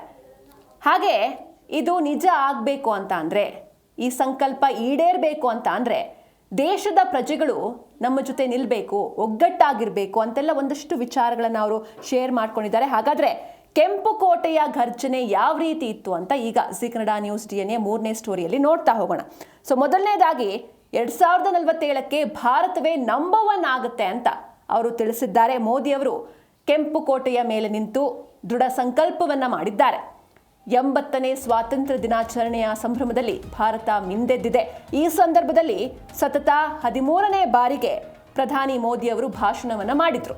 ಭಾಷಣದಲ್ಲಿ ಒಂದಷ್ಟು ವಿಚಾರಗಳನ್ನು ಅವರು ಉಲ್ಲೇಖ ಮಾಡಿದ್ದಾರೆ. 2047ಕ್ಕೆ ಭಾರತವೇ ನಂಬರ್ 1 ಎನ್ನುವಂತಹ ಸಂಕಲ್ಪವನ್ನು ಅವರು ತೊಟ್ಟಿದ್ದಾರೆ. 2047ರಲ್ಲಿ ಸ್ವಾತಂತ್ರ್ಯದ ಶತಮಾನೋತ್ಸವ. ಆಗ 100ನೇ ಸ್ವಾತಂತ್ರ್ಯದ ಸಂಭ್ರಮದಲ್ಲಿ, 100ನೇ ವರ್ಷದ ಸ್ವಾತಂತ್ರ್ಯ ಸಂಭ್ರಮದಲ್ಲಿ ನಾವಿರ್ತೀವಿ. ಹೀಗಾಗಿ ಅದನ್ನು ಆಚರಿಸುವಂಥ ಹೊತ್ತಿಗೆ ಭಾರತವನ್ನು ಮುಂಚೂಣಿಯ ಅಭಿವೃದ್ಧಿ ಹೊಂದಿದ ರಾಷ್ಟ್ರ, ಡೆವಲಪಿಂಗ್ ಕಂಟ್ರಿ ಈಗ ನಮ್ಮ ಭಾರತ, ಬಟ್ ಅಷ್ಟರ ಹೊತ್ತಿಗೆ ಆಲ್ರೆಡಿ ಡೆವಲಪ್ಡ್ ಕಂಟ್ರಿ ಎನ್ನುವಂತಹ ಬಿರುದು ನಮ್ಮ ಭಾರತಕ್ಕೆ ಸಿಗುತ್ತೆ. ಆ ಗುರಿಯನ್ನು ನಾವು ತಲುಪಬೇಕು ಅಂತ ಅವರು ತಿಳಿಸಿದ್ರು. ನಮ್ಮ ಸಂಕಲ್ಪ ದೊಡ್ಡದಿದ್ರೆ ಮಾತ್ರ ಗುರಿಯನ್ನು ತಲುಪೋದಕ್ಕೆ ಸಾಧ್ಯ. ಡ್ರೀಮ್ ಬಿಗ್ ಅಂತ ಎಲ್ಲರೂ ಕೂಡ ತಿಳಿಸ್ತಾರೆ. ಅದೇ ರೀತಿ ಇವರು ಕೂಡ ಹೇಳಿದ್ದಾರೆ, ನಮ್ಮ ಸಂಕಲ್ಪ ಅಥವಾ ನಮ್ಮ ಕನಸುಗಳು ದೊಡ್ಡದಿದ್ರೆ ಮಾತ್ರ ನಾವು ಗುರಿಯನ್ನು ತಲುಪೋದಕ್ಕೆ ಸಾಧ್ಯ ಅಂತ ಅವರು ಹೇಳಿದ್ರು. ವಿಶ್ವದ ದೃಷ್ಟಿಯಲ್ಲಿ ಭಾರತದ ಪವರನ್ನು ಹೆಚ್ಚಿಸೋದಕ್ಕೆ ಮತ್ತು ಈ ಮಹತ್ವಾಕಾಂಕ್ಷೆಯ ಗುರಿಯನ್ನು ತಲುಪೋದಕ್ಕೆ 140 ಕೋಟಿ ದೇಶವಾಸಿಗಳು ಒಗ್ಗಟ್ಟಿನಿಂದ ನನಗೆ ಸಾಥ್ ಕೊಡಬೇಕು ಅಂತ ಅವರು ಕರೆಯನ್ನು ನೀಡಿದ್ರು ಪ್ರಧಾನಿ ಮೋದಿ ಅವರು. ಹೀಗಾಗಿ ಭಾರತದ ಈ ದೃಢ ಸಂಕಲ್ಪ ಏನಿದೆ ಜಗತ್ತಿನ ದೃಷ್ಟಿಕೋನವನ್ನೇ ಚೇಂಜ್ ಮಾಡುತ್ತೆ ಅಂತ ಅವರು ವಿಶ್ವಾಸವನ್ನು ಕೂಡ ವ್ಯಕ್ತಪಡಿಸಿದ್ದಾರೆ. ಪ್ರಧಾನಿ ನರೇಂದ್ರ ಮೋದಿ ಅವರು 2047ರ ವೇಳೆಗೆ ಭಾರತವನ್ನು ವಿಶ್ವದಲ್ಲೇ ಅತ್ಯಂತ ಶಕ್ತಿಶಾಲಿ ಹಾಗೆ ನಂಬರ್ 1 ಅಭಿವೃದ್ಧಿ ಹೊಂದಿದ ರಾಷ್ಟ್ರವನ್ನಾಗಿ ಮಾಡುವಂಥ ಒಂದು ದೃಢ ಸಂಕಲ್ಪವನ್ನು ಘೋಷಣೆ ಮಾಡಿದ್ದಾರೆ. ಹಾಗಾದರೆ ಏನು ಹೇಳಿದ್ರು ಬನ್ನಿ ಕೇಳೋಣ. समय हमारा है। मैं सभी देशवासियों को कहूंगा, समय हमारा है, अवसर हमारा है, संकल्प हमारा है। आइए सपनों को संकल्प बनाए, संकल्प को सामर्थ्य बनाए और सामर्थ्य को सफलता में बदल के रहे। आइए हर कदम को विकास का कदम बनाए, कदम से कदम मिलाए, मन से मन मिलाए, लक्ष्य से जुड़े रहे। एक दीप से जले दीप हजारों, आओ मिलकर विकसित भारत बना। समय हमारा है।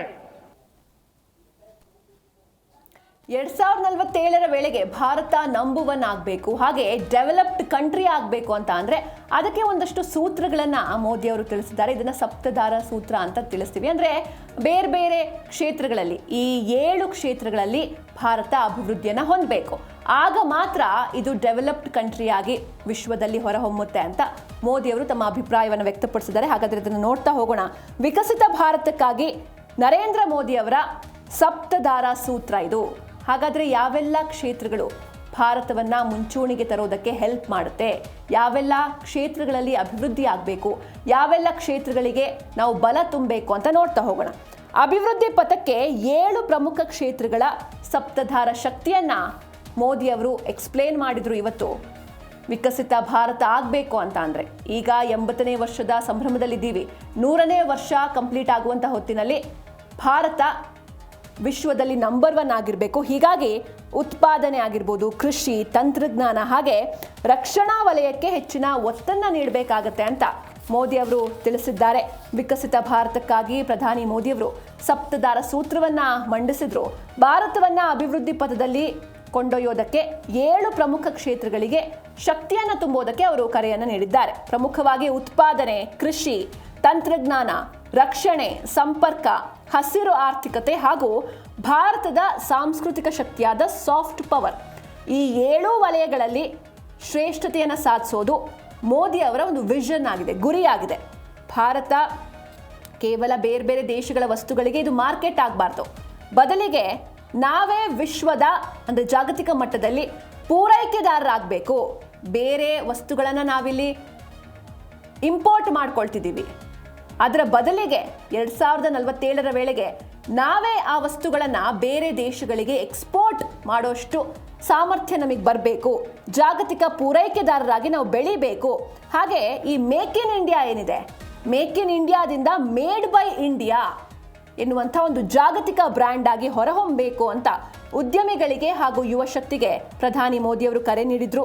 ಜಗತ್ತಿಗೆ ಅಗತ್ಯ ಇರುವಂತಹ ವಸ್ತುಗಳನ್ನು ಸಪ್ಲೈ ಮಾಡುವಂಥ ಒಂದು ನಂಬಿಕಸ್ಥ ಕೇಂದ್ರವಾಗಿ ಭಾರತ ಬೆಳೆಯತ್ತೆ, ನೋಡ್ತಾ ಇರಿ ಅನ್ನುವಂಥ ಒಂದು ವಿಶ್ವಾಸವನ್ನು ಕೂಡ ಅವರು ವ್ಯಕ್ತಪಡಿಸಿದ್ದಾರೆ. ಬೇರೆ ದೇಶಗಳಿಂದ ಇಂಪೋರ್ಟ್ ಮಾಡಿಕೊಂಡು ಇಲ್ಲಿ ಆ ದೇಶಗಳಿಗೆ ಮಾರ್ಕೆಟ್ನ ಸೃಷ್ಟಿ ಮಾಡೋದಲ್ಲ, ಆ ದೇಶಗಳಿಗೆ ಲಾಭ ಮಾಡೋದಲ್ಲ, ಬದಲಿಗೆ ನಾವೇ ಜಾಗತಿಕ ಮಟ್ಟದಲ್ಲಿ ಸಪ್ಲೈಯರ್ಸ್ ಆಗಬೇಕು, ಬೇರೆ ಬೇರೆ ದೇಶಗಳಿಗೆ ಎಕ್ಸ್ಪೋರ್ಟ್ ಮಾಡಬೇಕು. ಯಾಕಂದರೆ ಯುದ್ಧ ಅಂತ ಸಂದರ್ಭದಲ್ಲಿ ನಾವು ನೋಡಿದ್ವಿ, ಬೇರೆ ಬೇರೆ ದೇಶಗಳ ಡಿಪೆಂಡೆನ್ಸಿ ಯಾವ ರೀತಿ ನಮ್ಮ ಮೇಲೆ ಹೊಡ್ತಾ ಬೀಳುತ್ತೆ ಅನ್ನೋದನ್ನು ನಾವು ಫೇಸ್ ಮಾಡಿದ್ವಿ. ಹಾಗೆ ಒಂದು ದೇಶದ ಕಡೆಗೆ ನಾವು ಸಪೋರ್ಟ್ ಮಾಡೋ ಹಾಗೂ ಇಲ್ಲ ಅಥವಾ ದೂರ ಹೋಗೋ ಹಾಗೂ ಇಲ್ಲ, ಯಾಕಂದರೆ ಡಿಪೆಂಡೆನ್ಸಿ ಅಷ್ಟಿರುತ್ತೆ. ಇದರ ಬದಲಿಗೆ ಬೇರೆ ದೇಶಗಳ ಮೇಲೆ ಡಿಪೆಂಡ್ ಆಗೋ ಬದಲು ನಮ್ಮ ದೇಶದಲ್ಲೇ ನಾವು ಈ ಮೇಕ್ ಇನ್ ಇಂಡಿಯಾದಿಂದ ಮೇಡ್ ಬೈ ಇಂಡಿಯಾ ಆಗಿ ಒಂದು ಜಾಗತಿಕ ಬ್ರ್ಯಾಂಡನ್ನು ಕ್ರಿಯೇಟ್ ಮಾಡಿಕೊಂಡು ನಾವು ಮುಂದೆ ಸಾಗಬೇಕು, ಸಾಗ್ತೀವಿ ಅನ್ನುವಂಥ ಒಂದು ವಿಶ್ವಾಸವನ್ನು ಮೋದಿ ಅವರು ಇವತ್ತಿನ ಭಾಷಣದಲ್ಲಿ ವ್ಯಕ್ತಪಡಿಸಿದ್ರು. ಹೀಗಾಗಿ ಇದಕ್ಕೆ ಎಲ್ಲರ ಸಪೋರ್ಟ್ ಬೇಕಾಗಿದೆ. ಈ ಸಪ್ತಧಾರ ಸೂತ್ರಗಳಿಂದ ಪ್ರಮುಖವಾಗಿ ಉತ್ಪಾದನೆ ಆಗಿರ್ಬೋದು, ಕೃಷಿ ಆಗಿರ್ಬೋದು, ತಂತ್ರಜ್ಞಾನ ಆಗಿರ್ಬೋದು, ರಕ್ಷಣೆ ಆಗಿರ್ಬೋದು, ಸಂಪರ್ಕ, ಹಸಿರು ಆರ್ಥಿಕತೆ ಹಾಗೆ ಸಾಫ್ಟ್ ಪವರ್, ಈ 7 ಕ್ಷೇತ್ರಗಳಿಗೆ ಜೀವ ತುಂಬಬೇಕು. ಎಲ್ಲರೂ ಕೂಡ ದೇಶವಾಸಿಗಳು ಬಲ ತುಂಬುವಂತಹ ಕೆಲಸ ಮಾಡಬೇಕು ಅಂತ ಮೋದಿಯವರು ಕರೆಯನ್ನು ನೀಡಿದ್ರು. ಹಾಗೆ ಒಂದಷ್ಟು ವಿಚಾರಗಳನ್ನು, ಅವರ ವಿಷನ್ಗಳನ್ನು ಕೂಡ ಅವರು ಮೋದಿ ಅವರು ಇವತ್ತು ಶೇರ್ ಮಾಡಿಕೊಂಡ್ರು. ಅದನ್ನು ಕೂಡ ನಾವು ನೆಕ್ಸ್ಟ್ ನೋಡ್ತಾ ಹೋಗೋಣ. 2047 ಅಂದರೆ ಅಲ್ಲಿಗೆ 100 ಇಯರ್ಸ್ ಕಂಪ್ಲೀಟ್ ಆಗುತ್ತೆ ನಮಗೆ ಸ್ವಾತಂತ್ರ್ಯ ಸಿಕ್ಕಿ. ಹೀಗಾಗಿ ಆ ಸಂದರ್ಭದಲ್ಲಿ ಭಾರತ ನಂಬರ್ 1 ಆಗಬೇಕು ಅಂತ ಅಂದರೆ ಏನೆಲ್ಲ ಗುರಿಗಳಿದೆ, ಯಾವೆಲ್ಲ ಟಾರ್ಗೆಟ್ಗಳನ್ನು ನಾವು ರೀಚ್ ಮಾಡಬೇಕಾಗತ್ತೆ, ಎಲ್ಲ ವಿಚಾರದ ಬಗ್ಗೆ ಮೋದಿ ಅವರು ಇವತ್ತು ಮಾತಾಡಿದ್ರು. ಅದನ್ನು ನಾವು ನೋಡ್ತಾ ಹೋಗೋಣ ಮುಂದಿನ ಭಾಗದಲ್ಲಿ. ಭಾರತದ ಹೊಸ ಸಮುದ್ರ ಮಂಥನ ಇದು ಯಾವ ರೀತಿ ಸಾಗುತ್ತೆ, ಎಲ್ಲವೂ ಯಾವ ರೀತಿ ನಡೆಯುತ್ತೆ ಅಂತ ನೋಡ್ತಾ ಹೋಗೋಣ. ಇಂಧನ ಭದ್ರತೆಯನ್ನು ಫಸ್ಟ್ ಆಫ್ ಆಲ್ ಹೆಚ್ಚಿಸಬೇಕು. ಯಾಕಂದರೆ ನಾವು ನೋಡಿದ್ವಿ ಈ ಯುದ್ಧದಲ್ಲೇ ಯಾವ ರೀತಿ ಆಯಿತು. ಒಂದಿನ ಹಾರ್ಮುಸ್ ಕ್ಲೋಸ್ ಆದರೆ, ಹಡಗುಗಳು ಬರಲಿಲ್ಲ ಅಂದರೆ ಎಷ್ಟರ ಮಟ್ಟಿಗೆ ಕಷ್ಟಪಟ್ವಿ ಎಲ್ಲವೂ ಕೂಡ ಗೊತ್ತು. ಹೀಗಾಗಿ ಇಂಧನ ಭದ್ರತೆಯನ್ನು ಹೆಚ್ಚಿಸೋದಕ್ಕೆ ಭಾರತ ಹೊಸ ಸಮುದ್ರ ಮಂಥನಕ್ಕೆ ಮುಂದಾಗಿದ್ದು, ಪ್ರಧಾನಿ ಮೋದಿಯವರು ಭಾರತದ ಪ್ರಗತಿಗೆ ಇಂಧನ ಭದ್ರತೆ ಹಾಗೆ ಟೆಕ್ನಾಲಜಿಗಳು ಎಷ್ಟು ಅಗತ್ಯ ಅನ್ನೋದನ್ನ ಇಲ್ಲಿ ಒತ್ತಿ ಹೇಳಿದ್ರು.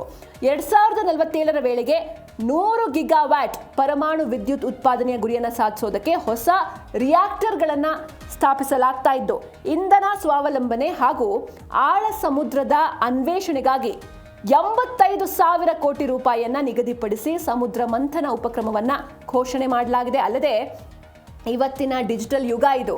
ಇದಕ್ಕೆ ಬೇಕಾಗಿರುವಂತಹ ಸೆಮಿಕಂಡಕ್ಟರ್ಸ್, ಈ ಸೆಮಿಕಂಡಕ್ಟರ್ ಚಿಪ್ ಉತ್ಪಾದನೆಯಲ್ಲಿ ಭಾರತವನ್ನ ಜಾಗತಿಕ ಹಬ್ ಆಗಿ ರೂಪಿಸಿ ನಾವು ಬೇರೆ ಯಾರ ಮೇಲೂ ಕೂಡ ಡಿಪೆಂಡ್ ಆಗಬಾರ್ದು, ಇಂಡಿಪೆಂಡೆಂಟ್ ಆಗಿರಬೇಕು ಅಂತ ಮುಂದಿನ 8 ವರ್ಷಗಳಲ್ಲಿ 8 ಹೊಸ ಸೆಮಿಕಂಡಕ್ಟರ್ ಸ್ಥಾವರಗಳ ಸ್ಥಾಪನೆ ಸೇರಿದಂತೆ ಒಂದು ಹೆಚ್ಚಿನ ಸಂಖ್ಯೆಯ ಸ್ಥಾವರಗಳು ಶೀಘ್ರದಲ್ಲೇ ಕಾರ್ಯಾರಂಭ ಮಾಡಲಿವೆ ಅಂತಲೂ ಕೂಡ ಅವರು ಮಾಹಿತಿಯನ್ನು ನೀಡಿದರು. ಯಾಕಂದರೆ ಈ ಸೆಮಿಕಂಡಕ್ಟರ್ಸ್ ಆಗಿರ್ಬೋದು ಅಥವಾ ಈ ಇಂಧನ ಅಂತ ಬಂದರೆ ನಾವು ಹಾರ್ಮುಸ್ ಜಲಸಂಧಿಯ ಮೇಲೆ ಎಷ್ಟು ಡಿಪೆಂಡ್ ಆಗಿದ್ದೀವಿ ಅಂತ ಗೊತ್ತು. ಅದೇ ರೀತಿ ಸೆಮಿ ಕಂಡಕ್ಟರ್ಸ್ ಅಂತ ಬಂದರೂ ಕೂಡ ನಾವು ಹೆಚ್ಚಾಗಿ ಇಸ್ರೇಲ್ ಮೇಲೆಲ್ಲ ನಾವು ಡಿಪೆಂಡ್ ಆಗಿದ್ದೀವಿ. ಈ AI ಯೂಸ್ ಮಾಡ್ಕೊಂಡು ಮಾಡಿರುವಂಥ ಸಾಫ್ಟ್ವೇರ್ ಟೂಲ್ಸ್ ಆಗಿರ್ಬೋದು, ಸೆಮಿ ಕಂಡಕ್ಟರ್ಸ್ ಆಗಿರ್ಬೋದು, ಅಥವಾ ಈ ಶಸ್ತ್ರಾಸ್ತ್ರಗಳು ಯುದ್ಧದ ಟೈಮ್ನಲ್ಲಿ ಬೇಕಾಗುವಂಥ ಪ್ರಮುಖ ವೆಪನ್ಸ್ಗಳೆಲ್ಲ ನಮಗೆ ಇಸ್ರೇಲ್ನಿಂದ ಬರುತ್ತೆ ಅಥವಾ ಅಮೇರಿಕಾದಿಂದ ಬರುತ್ತೆ. ಹೀಗಾಗಿ ಯಾವ ದೇಶದ ಮೇಲೂ ಕೂಡ ನಾವು ಡಿಪೆಂಡ್ ಆಗಬಾರ್ದು. ನಮ್ಮ ದೇಶವನ್ನೇ ನಾವು ಒಂದು ಮ್ಯಾನುಫ್ಯಾಕ್ಚರಿಂಗ್ ಹಬ್ ಆಗಿ ನಾವು ಮಾಡ್ಕೊಳ್ಬೇಕು. ಸೆಮಿ ಕಂಡಕ್ಟರ್, ಮೈಕ್ರೋಚಿಪ್ಸ್, ಎಲೆಕ್ಟ್ರಾನಿಕ್ಸ್ ರಕ್ಷಣೆ ಅಥವಾ ಎಲೆಕ್ಟ್ರಿಕಲ್ ವಾಹನಗಳ ಉತ್ಪಾದನೆಯಲ್ಲಿ ಭಾರತವನ್ನ ಜಾಗತಿಕ ಹಬ್ ಆಗಿ ಮಾಡಲಾಗ್ತಾ ಇದೆ ಅಂತ ಅವರು ಈ ಸಂದರ್ಭದಲ್ಲಿ ತಿಳಿಸಿದ್ರು. ಹಾಗೆ ಮತ್ತೊಂದು ಪ್ರಮುಖ ವಿಚಾರ ಅಂತ ಅಂದರೆ, ಇವತ್ತಿನ ಸ್ವಾತಂತ್ರ್ಯ ದಿನಾಚರಣೆಯ ಆಚರಣೆಯ ಸಂದರ್ಭದಲ್ಲಿ ನಾವು ಗಮನಿಸಿದ್ವಿ, ಒಂದು ವಿಚಾರ ಸಾಕಷ್ಟು ಎಲ್ಲ ಕಡೆ ವೈರಲ್ ಆಗ್ತಾ ಇದೆ. ಕೆಂಪುಕೋಟೆಯಲ್ಲಿ ನಾರಿ ಶಕ್ತಿ ದರ್ಬಾರ್ ಜೋರಾಗಿತ್ತು. ಯಾವ ರೀತಿ ಅದು ನೋಡ್ತಾ ಹೋಗೋಣ. ಧ್ವಜಾರೋಹಣದಲ್ಲಿ ಪ್ರಧಾನಿಗೆ ನೆರವಾದ್ರು ಕ್ಯಾಪ್ಟನ್ ಸೋನಿಯಾ ಸಿಂಗ್ ಚೌಹಾಣ್. ಯಾವಾಗ ಧ್ವಜಾರೋಹಣ ಎಲ್ಲ ಮುಗೀತೋ ಆಗ ಇಂಟರ್ನೆಟ್ನಲ್ಲಿ ಅತಿ ಹೆಚ್ಚಾಗಿ ಸರ್ಚ್ ಆಗಿರುವಂಥ ವಿಷಯ ಇದೇನೆ. ಯಾರವರು ಅಂತ ಒಂದಷ್ಟು ಜನ ಅವರ ವಿಚಾರವನ್ನು ತಿಳ್ಕೊಂಡ್ರು. ಅವರ ಹೆಸರು ಕ್ಯಾಪ್ಟನ್ ಸೋನಿಯಾ ಸಿಂಗ್ ಚೌಹಾಣ್ ಅಂತ. ಅಂದರೆ ನಾರಿಯರು ಈ ಹಿಂದೆ ಕೇವಲ ಅಡುಗೆ ಮನೆಗೆ ಮಾತ್ರ ಸೀಮಿತವಾಗಿದ್ರು. ಅಲ್ಲಿಂದ ಅವರು ಕಚೇರಿಗೆ ಬರೋದಕ್ಕೆ ಶುರು ಮಾಡಿದ್ರು. ಈಗ ಈ ರೀತಿ ಕೆಂಪುಕೋಟೆಯ ತನಕವೂ ಕೂಡ ಅವರು ಬರ್ತಾ ಇದ್ದಾರೆ. ನಿಜಕ್ಕೂ ಮಹಿಳೆಯರಿಗೆ ಹೆಮ್ಮೆಯ ವಿಚಾರ ಇದು. ಈ ಬಾರಿಯ ಸ್ವಾತಂತ್ರ್ಯ ದಿನಾಚರಣೆಯಲ್ಲಿ ಕೆಂಪುಕೋಟೆಯಲ್ಲಿ ನಾರಿ ಶಕ್ತಿಯ ದರ್ಬಾರ್ ಎದ್ದು ಕಾಣ್ತಾ ಇತ್ತು. ಪ್ರಧಾನಿ ಮೋದಿ ಧ್ವಜಾರೋಹಣವನ್ನ ನೆರವೇರಿಸಬೇಕಾದ್ರೆ ಅವರಿಗೆ ಭಾರತೀಯ ಸೇನೆಯ ಧೀರ ಅಧಿಕಾರಿ ಕ್ಯಾಪ್ಟನ್ ಸೋನಿಯಾ ಸಿಂಗ್ ಚೌಹಾಣ್ ಅವರು ನೆರವಾದ್ರು. ಇದು ಭಾರತೀಯ ಸೇನೆಯ ಶಿಸ್ತು ಮತ್ತು ಮಹಿಳಾ ಶಕ್ತಿಯ ಸಮರ್ಥ ಪ್ರದರ್ಶನಕ್ಕೆ ಸಾಕ್ಷಿಯಾಯಿತು. ಅಲ್ಲದೆ ಸೇನೆಯಲ್ಲಿ ಮಹಿಳೆಯರ ಪಾತ್ರ ಈಗ ಕೇವಲ ಆಫೀಸ್ಗೆ ಮಾತ್ರ ಸೀಮಿತವಾಗಿಲ್ಲ ಅನ್ನೋದನ್ನು ಸಾರಿದೆ. ಗಡಿ ರಕ್ಷಣೆಯಿಂದ ಹಿಡಿದು ಕೆಂಪುಕೋಟೆವರೆಗೆ ದೇಶದ ಹೆಣ್ಮಕ್ಳು, ಪ್ರಮುಖವಾಗಿ ಸಿಯಾಚಿನ್ನಿಂದ ಕೆಂಪುಕೋಟೆವರೆಗೆ ದೇಶದ ಹೆಮ್ಮೆಯನ್ನ ಎತ್ತಿ ಹಿಡಿತಾ ಇದ್ದು, ಈ ಮೂಲಕ ನವಭಾರತದಲ್ಲಿ ಮಹಿಳೆಯರು ಎಲ್ಲಾ ಕ್ಷೇತ್ರಗಳಲ್ಲೂ ಕೂಡ ಮುಂಚೂಣಿಯಲ್ಲಿದ್ದಾರೆ ಅನ್ನೋದನ್ನು ಸಾಬೀತುಪಡಿಸಿ ಲಕ್ಷಾಂತರ ಯುವತಿಯರಿಗೆ ಸ್ಫೂರ್ತಿಯಾಗಿದ್ದಾರೆ. ಧ್ವಜಾರೋಹಣದ ಸಮಯದಲ್ಲಿ ಪ್ರಧಾನಿಗಳ ಪಕ್ಕದಲ್ಲಿ ಶಿಸ್ತುಬದ್ಧ ಹಾಗೂ ಗಂಭೀರ ವದನರಾಗಿ ನಿಂತಿದ್ದ ಅವರ ದೃಶ್ಯಗಳು ಯಾವಾಗ ಈ ಮಾಧ್ಯಮಗಳಲ್ಲಿ ಪ್ರಸಾರ ಆಯಿತೋ, ಇಂಟರ್ನೆಟ್ನಲ್ಲಿ ಅವರ ಹೆಸರು ಅತಿ ಹೆಚ್ಚು ಹುಡುಕಲ್ಪಟ್ಟ, ಅಂದರೆ ಈ ಟ್ರೆಂಡಿಂಗ್ ವಿಷಯಗಳಲ್ಲಿ ಒಂದಾಯಿತು. ನೋಡ್ತಾ ಇದ್ದೀರ ನೀವು ಕೂಡ ದೃಶ್ಯದಲ್ಲಿ. ಭಾರತೀಯ ಸಶಸ್ತ್ರ ಪಡೆಗಳಲ್ಲಿ ಇತ್ತೀಚಿನ ವರ್ಷಗಳಲ್ಲಿ ಮಹಿಳಾ ಅಧಿಕಾರಿಗಳಿಗೆ ಯುದ್ಧ ವಲಯಗಳು ಮತ್ತು ಗಡಿ ರಕ್ಷಣೆಯಂತಹ ಒಂದು ಅತ್ಯುನ್ನತ ಜವಾಬ್ದಾರಿಗಳನ್ನು ನೀಡಲಾಗ್ತಾ ಇದೆ ಅನ್ನೋದಕ್ಕೆ ಇವರ ಈ ಪ್ರಾತಿನಿಧ್ಯ ಮತ್ತೊಂದು ಸಾಕ್ಷಿ. ನೋಡಿ, ನೀವು ಕೂಡ ಅದನ್ನು ಗಮನಿಸಬಹುದು ದೃಶ್ಯದಲ್ಲಿ. ಹಾಗೆ ಈ ರಕ್ಷಣಾ ಸಚಿವಾಲಯದ ಅಧಿಕೃತ ಪ್ರಕಟಣೆಯ ನಿಯೋಜನೆಯಂತೆ ಕೆಂಪುಕೋಟೆಯ ಪ್ರಾಕಾರದ ಮೇಲೆ ಪ್ರಧಾನಮಂತ್ರಿಗಳು ತ್ರಿವರ್ಣ ಧ್ವಜವನ್ನು ಹಾರಿಸುವಂತಹ ಪ್ರಮುಖ ಕ್ಷಣದಲ್ಲಿ ಕ್ಯಾಪ್ಟನ್ ಸೋನಿಯಾ ಸಿಂಗ್ ಚೌಹಾಣ್ ಅವರು ನೇರವಾಗಿ ಜೊತೆಯಲ್ಲಿದ್ದು ನೆರವೇರಿಸಿಕೊಟ್ರು. ಧ್ವಜಾರೋಹಣದ ಈ ಕ್ಷಣ ಭಾರತೀಯ ಸೇನೆಯ 1721 ಫೀಲ್ಡ್ ಬ್ಯಾಟರಿಯ ಧೀರ ಗನ್ನರ್ಗಳು ದೇಶೀಯವಾಗಿ ತಯಾರಿಸಿರುವಂತಹ 105 mm ಲೈಟ್ ಫೀಲ್ಡ್ ಗನ್ಗಳ ಮೂಲಕ ನೀಡಿರುವಂತಹ ಒಂದು ಭವ್ಯ 21 ಗನ್ ಸೆಲ್ಯೂಟ್ನೊಂದಿಗೆ ಸಂಪೂರ್ಣವಾಗಿ ಸಿಂಕ್ರೊನೈಸ್ ಕೂಡ ಆಗಿತ್ತು. ಇದಾದ ಮೇಲೆ ಎಲ್ಲ ಕಡೆ ಇದೇನೇ ಚರ್ಚೆಯ ವಿಷಯವಾಗಿತ್ತು. ಯಾರವರು ಅಂತ ಅವರ ಹೆಸರನ್ನು ಅತಿ ಹೆಚ್ಚಾಗಿ ಇಂಟರ್ನೆಟ್ನಲ್ಲಿ ಹುಡುಕಿದ್ದಾರೆ. ಸದ್ಯ ಈಗ ಆ ವಿಚಾರನೇ ಟ್ರೆಂಡಿಂಗ್ನಲ್ಲಿದೆ. ಒಟ್ಟಾರೆಯಾಗಿ ಟ್ರೆಂಡ್ ಇವತ್ತಿರುತ್ತೆ, ನಾಳೆ ಹೋಗುತ್ತೆ. ಬಟ್ ಮಹಿಳೆಯರಿಗೆ ನಿಜಕ್ಕೂ ಸಿಕ್ಕಂತಹ ಅತಿ ದೊಡ್ಡ ಗೌರವ ಇದು, ಹಾಗೆ ಅತಿ ದೊಡ್ಡ ಸ್ಫೂರ್ತಿ ಅಂತಲೂ ಕೂಡ ಹೇಳ್ಬೋದು. ಹಾಗೆ ಮೋದಿ ಅವರು ಕೆಂಪು ಕೋಟೆಯ ಮೇಲೆ ನಿಂತು ಭಾಷಣವನ್ನ ಮಾಡ್ತಾ ಇದ್ರೆ ನಮ್ಮ ಶತ್ರು ರಾಷ್ಟ್ರಗಳಲ್ಲಿ ನಡುಕ ಶುರುವಾಗಿದೆ. ಏಕೆಂದರೆ ಅವರು ಆತ್ಮನಿರ್ಭರ ಭಾರತದ ಬಗ್ಗೆ ತಿಳಿಸಿದ್ರು, ಹಾಗೆ 2047ರ ವಿಷನ್ ಬಗ್ಗೆ ತಿಳಿಸಿದ್ರು, ಹಾಗೆ ನಾವು ಯಾವ ರೀತಿ ಇಂಡಿಪೆಂಡೆಂಟ್ ಆಗ್ತೀವಿ, ಬೇರೆ ದೇಶಗಳ ಮೇಲಿನ ಡಿಪೆಂಡೆನ್ಸಿ ಯಾವ ರೀತಿ ಕಡಿಮೆ ಆಗುತ್ತೆ, ಎಲ್ಲವನ್ನು ಕೂಡ ಅವರು ಇವತ್ತು ತಿಳಿಸಿಕೊಟ್ರು, ಘರ್ಜಿಸಿದ್ರು. ಇದು ಶತ್ರು ರಾಷ್ಟ್ರಗಳಿಗೆ ನಡುಕವನ್ನ ಶುರು ಮಾಡಿದೆ. ಆತ್ಮನಿರ್ಭರ ರಕ್ಷಣೆ ಶತ್ರು ರಾಷ್ಟ್ರಗಳಿಗೆ ನಡುಕ. ರಕ್ಷಣಾ ವಲಯದಲ್ಲಿ ವಿದೇಶಿ ಅವಲಂಬನೆಯನ್ನು ತಗ್ಸೋದಕ್ಕೆ ಮೋದಿ ಅವರು ಮಾಸ್ಟರ್ ಪ್ಲಾನ್ ಮಾಡಿದ್ದಾರೆ. ನಾನು ಆಗಲೇ ಹೇಳಿದೆ, ಈಗ ವೆಪನ್ಸ್ ಬೇಕು, ಯುದ್ಧಕ್ಕೆ ಶಸ್ತ್ರಾಸ್ತ್ರಗಳು ಬೇಕು ಅಂತ ಅಂದರೆ ಪ್ರಮುಖವಾಗಿ ಇಸ್ರೇಲ್ ಕಡೆಯಿಂದ ಸಪ್ಲೈ ಆಗುತ್ತೆ, ಅಮೆರಿಕ ಕಡೆಯಿಂದ ಸಪ್ಲೈ ಆಗುತ್ತೆ. ಈ ರೀತಿ ನಾವು ಬೇರೆ ಬೇರೆ ರಾಷ್ಟ್ರಗಳ ಮೇಲೆ ಡಿಪೆಂಡ್ ಆಗಿ ರಷ್ಯಾ ಕಡೆಯಿಂದ ಸಪ್ಲೈ ಆಗುತ್ತೆ ಈ ರೀತಿ. ಹೀಗಾಗಿ ರಕ್ಷಣಾ ವಲಯದಲ್ಲಿ ವಿದೇಶಿ ಅವಲಂಬನೆಯನ್ನು ತಗ್ಸೋದಕ್ಕೆ ಪ್ರಧಾನಿ ಮೋದಿಯವರು ಮಾಸ್ಟರ್ ಪ್ಲಾನ್ ರೂಪಿಸಿದ್ದು ಭಾರತ ಆತ್ಮನಿರ್ಭರವಾಗುವತ್ತ ವೇಗವಾಗಿ ಸಾಗ್ತಾ ಇದೆ ಅಂತ ಕೆಂಪು ಕೋಟೆಯ ಭಾಷಣದಲ್ಲಿ ಅವರು ಪ್ರತಿಪಾದಿಸಿದ್ದಾರೆ. ಬೇರೆ ದೇಶಗಳಿಂದ ಶಸ್ತ್ರಾಸ್ತ್ರಗಳನ್ನು ಪರ್ಚೇಸ್ ಮಾಡೋ ಬದಲು ಭಾರತೀಯ ಸೇನೆಗೆ ಬೇಕಾದ ಎಲ್ಲ ವೆಪನ್ಸ್ಗಳನ್ನು, ಶಸ್ತ್ರಾಸ್ತ್ರಗಳನ್ನು ಭಾರತದಲ್ಲೇ ಉತ್ಪಾದಿಸಿ ಮುಂದಿನ ಪೀಳಿಗೆಯ ರಕ್ಷಣಾ ತಂತ್ರಜ್ಞಾನಗಳನ್ನು ಅಭಿವೃದ್ಧಿಪಡಿಸುವ ಮೂಲಕ ಜಾಗತಿಕ ರಕ್ಷಣಾ ಮಾರುಕಟ್ಟೆಯಲ್ಲಿ ಭಾರತದ ರಫ್ತು ಸಾಮರ್ಥ್ಯವನ್ನು ಹೆಚ್ಚಿಸುವಂಥ ಗುರಿಯನ್ನು ದೇಶದ ಮುಂದಿಡಲಾಗಿದೆ. 40ಕ್ಕೂ ಹೆಚ್ಚು ರಾಷ್ಟ್ರಗಳೊಂದಿಗೆ ಮಾಡಿಕೊಂಡಿರುವಂತಹ ಈ ಒಂದು ಮುಕ್ತ ವ್ಯಾಪಾರ ಒಪ್ಪಂದಗಳ ಮೂಲಕ ವ್ಯಾಪಾರ ವಿಸ್ತರಣೆ ಮಾಡಿ ಆರ್ಥಿಕತೆಗೆ ಬಲವನ್ನು ನೀಡಲಾಗ್ತಾ ಇದ್ದು, ಒಂದು ರಾಷ್ಟ್ರ ಶ್ರೇಷ್ಠವಾಗೋದು ತನ್ನ ಸ್ವಂತ ಬಲದ ಮೇಲಿದ್ದಾಗ ಮಾತ್ರ ಅಂತ ಮೋದಿಯವರು ತಿಳಿಸಿದ್ದಾರೆ. ಯಾಕಂದರೆ ಬೇರೆಯವ್ರ ಮೇಲೆ ನಾವು ಡಿಪೆಂಡ್ ಆಗಿದ್ದಾಗ ಅವ್ರು ಹೇಳ್ದಾಗ ಕೇಳಬೇಕಾಗತ್ತೆ. ಅವ್ರು ಮಾಡ್ತಿರೋದು ತಪ್ಪು ಅಂತ ಗೊತ್ತಿದ್ರೂ ನಮಗೆ ಜಾಗತಿಕವಾಗಿ ಅದನ್ನು ಅಪೋಸ್ ಮಾಡೋದಕ್ಕೆ ಸಾಧ್ಯ ಆಗೋದಿಲ್ಲ. ಈ ರೀತಿ ಒಂದು ರೀತಿ ತ್ರಿಶಂಕು ಸ್ಥಿತಿಯಲ್ಲಿ ಬದುಕಬೇಕಾಗತ್ತೆ, ಯಾಕಂದರೆ ನಾವು ಅವ್ರ ಮೇಲೆ ಡಿಪೆಂಡ್ ಆಗಿರ್ತೀವಿ. ಹೀಗಾಗಿ ಒಂದು ರಾಷ್ಟ್ರ ಶ್ರೇಷ್ಠ ಆಗಬೇಕು ಅಂತ ಅಂದರೆ ತನ್ನ ಸ್ವಂತ ಬಲದ ಮೇಲಿದ್ದಾಗ ಮಾತ್ರ ಅಂತ ಅವ್ರು ಹೇಳಿದ್ದಾರೆ. ಹೀಗಾಗಿ ಸಣ್ಣ ಕನಸುಗಳನ್ನು ಬಿಟ್ಟು ದೊಡ್ಡ ದೊಡ್ಡ ಕನಸುಗಳನ್ನ ಕಾಣೋಣ ಅಂತೆಲ್ಲ ಒಂದಷ್ಟು ವಿಚಾರಗಳನ್ನು ಅವರು ತಿಳಿಸಿದ್ದಾರೆ. ಒಟ್ಟಾರೆಯಾಗಿ ಇವತ್ತು ನಡೆದಂತಹ ಭಾಷಣ ಕೇವಲ ಒಂದು ರಿಪೋರ್ಟ್ ಕಾರ್ಡ್ ಮಾತ್ರ ಆಗಿರಲಿಲ್ಲ, ಬಟ್ ಮುಂದೆ 2047ರ ವೇಳೆಗೆ ನಮ್ಮ ಭಾರತ ಯಾವ ರೀತಿ ಇರುತ್ತೆ, ಯಾವ ರೀತಿ ಡೆವಲಪ್ಡ್ ಕಂಟ್ರಿ ಆಗಿರುತ್ತೆ, ಏನೆಲ್ಲ ವಿಷನ್ಸ್ ಇದೆ, ಅದಕ್ಕೆ ಯಾವ ರೀತಿ ಸಹಕಾರ ಮಾಡಬೇಕು ದೇಶವಾಸಿಗಳು, ಎಲ್ಲವನ್ನೂ ಕೂಡ ಅವರು ತಿಳಿಸಿದ್ರು. ಈಗ ನಮ್ಮ ರಾಜ್ಯದ ಬಗ್ಗೆ ಮಾತಾಡ್ತಾ ಹೋಗೋಣ. ಸದ್ಯ ರಾಜ್ಯದಲ್ಲಿ ಒಂದು ವಿಚಾರ ಮುಖ್ಯವಾಗಿ ಚರ್ಚೆ ಆಗ್ತಾ ಇದೆ, ಅದು ಈ ಗುಟ್ಕಾ ಬ್ಯಾನ್ ವಿಚಾರ. ಒಂದ್ ಕಡೆ ಜನರ ಆರೋಗ್ಯದ ದೃಷ್ಟಿ, ಮತ್ತೊಂದು ಕಡೆ ರೈತರ ಬದುಕು, ಇವೆಲ್ಲವನ್ನು ಎರಡನ್ನೂ ಕೂಡ ಸರ್ಕಾರ ಯಾವ ರೀತಿ ಬ್ಯಾಲೆನ್ಸ್ ಮಾಡುತ್ತೆ ಅಂತ ನೋಡಬೇಕು. ಒಂದ್ ಕಡೆ ರಾಜ್ಯ ಸರ್ಕಾರ ಈ ಗುಟ್ಕಾ ಹಾಗೆ ನಿಕೋಟಿನ್ ಯುಕ್ತ ಪಾನ್ ಮಸಾಲವನ್ನ ಬ್ಯಾನ್ ಮಾಡಿ ಆದೇಶವನ್ನ ಹೊರಡಿಸಿದೆ. ಆದರೆ ಯಾವಾಗ ಈ ಆದೇಶ ಹೊರಬಂತು ಅಂದರೆ 1 ವರ್ಷಗಳ ತನಕ ಬ್ಯಾನ್ ಆಗುತ್ತೆ ಅಂತೆಲ್ಲ ಹೇಳಿದ್ರು. ಯಾಕಂದರೆ ಅದರಿಂದ ಸಾಕಷ್ಟು ಆರೋಗ್ಯ ಸಮಸ್ಯೆ ಉಂಟಾಗುತ್ತೆ, ಪ್ರಮುಖವಾಗಿ ಓರಲ್ ಕ್ಯಾನ್ಸರ್ ಉಂಟಾಗುತ್ತೆ ಅಂತೆಲ್ಲವೂ ಕೂಡ ಪ್ರಸ್ತಾಪ ಆಗಿತ್ತು. ಬಟ್ ಇದನ್ನು ಒಂದಷ್ಟು ಜನ ಸ್ವೀಕರಿಸಿದ್ರು. ಯಾಕಂದರೆ ಹೌದು, ಈ 1 ವರ್ಷ ನೀವು ಬ್ಯಾನ್ ಮಾಡೋ ಬದಲು ಕಂಪ್ಲೀಟ್ ಆಗಿ ಬ್ಯಾನ್ ಮಾಡಿಬಿಡಿ ಅಂತೆಲ್ಲವೂ ಕೂಡ ಸಲಹೆಯನ್ನು ನೀಡಿದ್ರು. ಆದರೆ ಈ ಅಡಿಕೆ ಬೆಳೆಗಾರರು ಪ್ರಮುಖವಾಗಿ ಅವರು ಹೋರಾಟಕ್ಕೆ ಇಳಿದಿದ್ದಾರೆ. ಅಂದರೆ ನಮ್ಮ ಮುಂದಿನ ಬದುಕು ಯಾವ ರೀತಿ ಸಾಗುತ್ತೆ, ಈ ರೀತಿ ನೀವು ಗುಟ್ಕಾ ಅಥವಾ ಪಾನ್ ಮಸಾಲವನ್ನು ಬ್ಯಾನ್ ಮಾಡಿದರೆ ನಮ್ಮ ಬೆಳೆಗೆ ಮಾರ್ಕೆಟ್ ಎಲ್ಲಿ ಸಿಗುತ್ತೆ, ಬೆಳೆಗೆ ಸಿಗಬೇಕಾಗಿರುವಂಥ ಬೆಲೆ ಕುಸಿತ ಕಾಣುತ್ತೆ ಅಂತೆಲ್ಲವೂ ಕೂಡ ಹೋರಾಟವನ್ನು ಶುರು ಮಾಡಿದ್ರು. ಇದರ ಜೊತೆಗೆ ಮತ್ತೊಂದು ಕಡೆ ಆರೋಗ್ಯ ಸಚಿವ UT ಖಾದರ್ ಅವರು ಒಂದು ಸ್ಟೇಟ್ಮೆಂಟ್ ಕೊಟ್ಟಿದ್ದಾರೆ. ಏನಂತ ಅಂದರೆ, ಹೌದು ಇದು ನಾವೇ ಕೊಟ್ಟಿರುವಂತಹ ಆದೇಶ, ಇದನ್ನು ಯಾವುದೇ ಕಾರಣಕ್ಕೂ ವಾಪಸ್ ಪಡೆಯೋದಿಲ್ಲ. ಬಟ್ ಈಗ ಜನರೇನು ಅನ್ಕೊಳ್ತಾ ಇದ್ದಾರೆ, ಈ ಗುಟ್ಕಾ ಅಥವಾ ಪಾನ್ ಮಸಾಲ ಬ್ಯಾನ್ ಮಾಡಿದರೆ ಅಡಿಕೆಗೆ ಇರುವಂಥ ಡಿಮ್ಯಾಂಡ್ ಹೋಗುತ್ತೆ ಅಂತ ಜನರು ಅನ್ಕೊಳ್ತಾ ಇದ್ದಾರೆ. ಬಟ್ ಅದು ಶುದ್ಧ ಸುಳ್ಳು, ಇದು ತಪ್ಪು ಕಲ್ಪನೆ. ಬದಲಿಗೆ ಇದು ಅಡಿಕೆ ಬೆಳೆಗಾರರಿಗೆ ವರದಾನ ಆಗುತ್ತೆ ಅಂತ ಅವರು ತಿಳಿಸಿದ್ದಾರೆ. ಹಾಗಾದರೆ ಇದು ಯಾವ ರೀತಿ ವರದಾನ ಆಗುತ್ತೆ?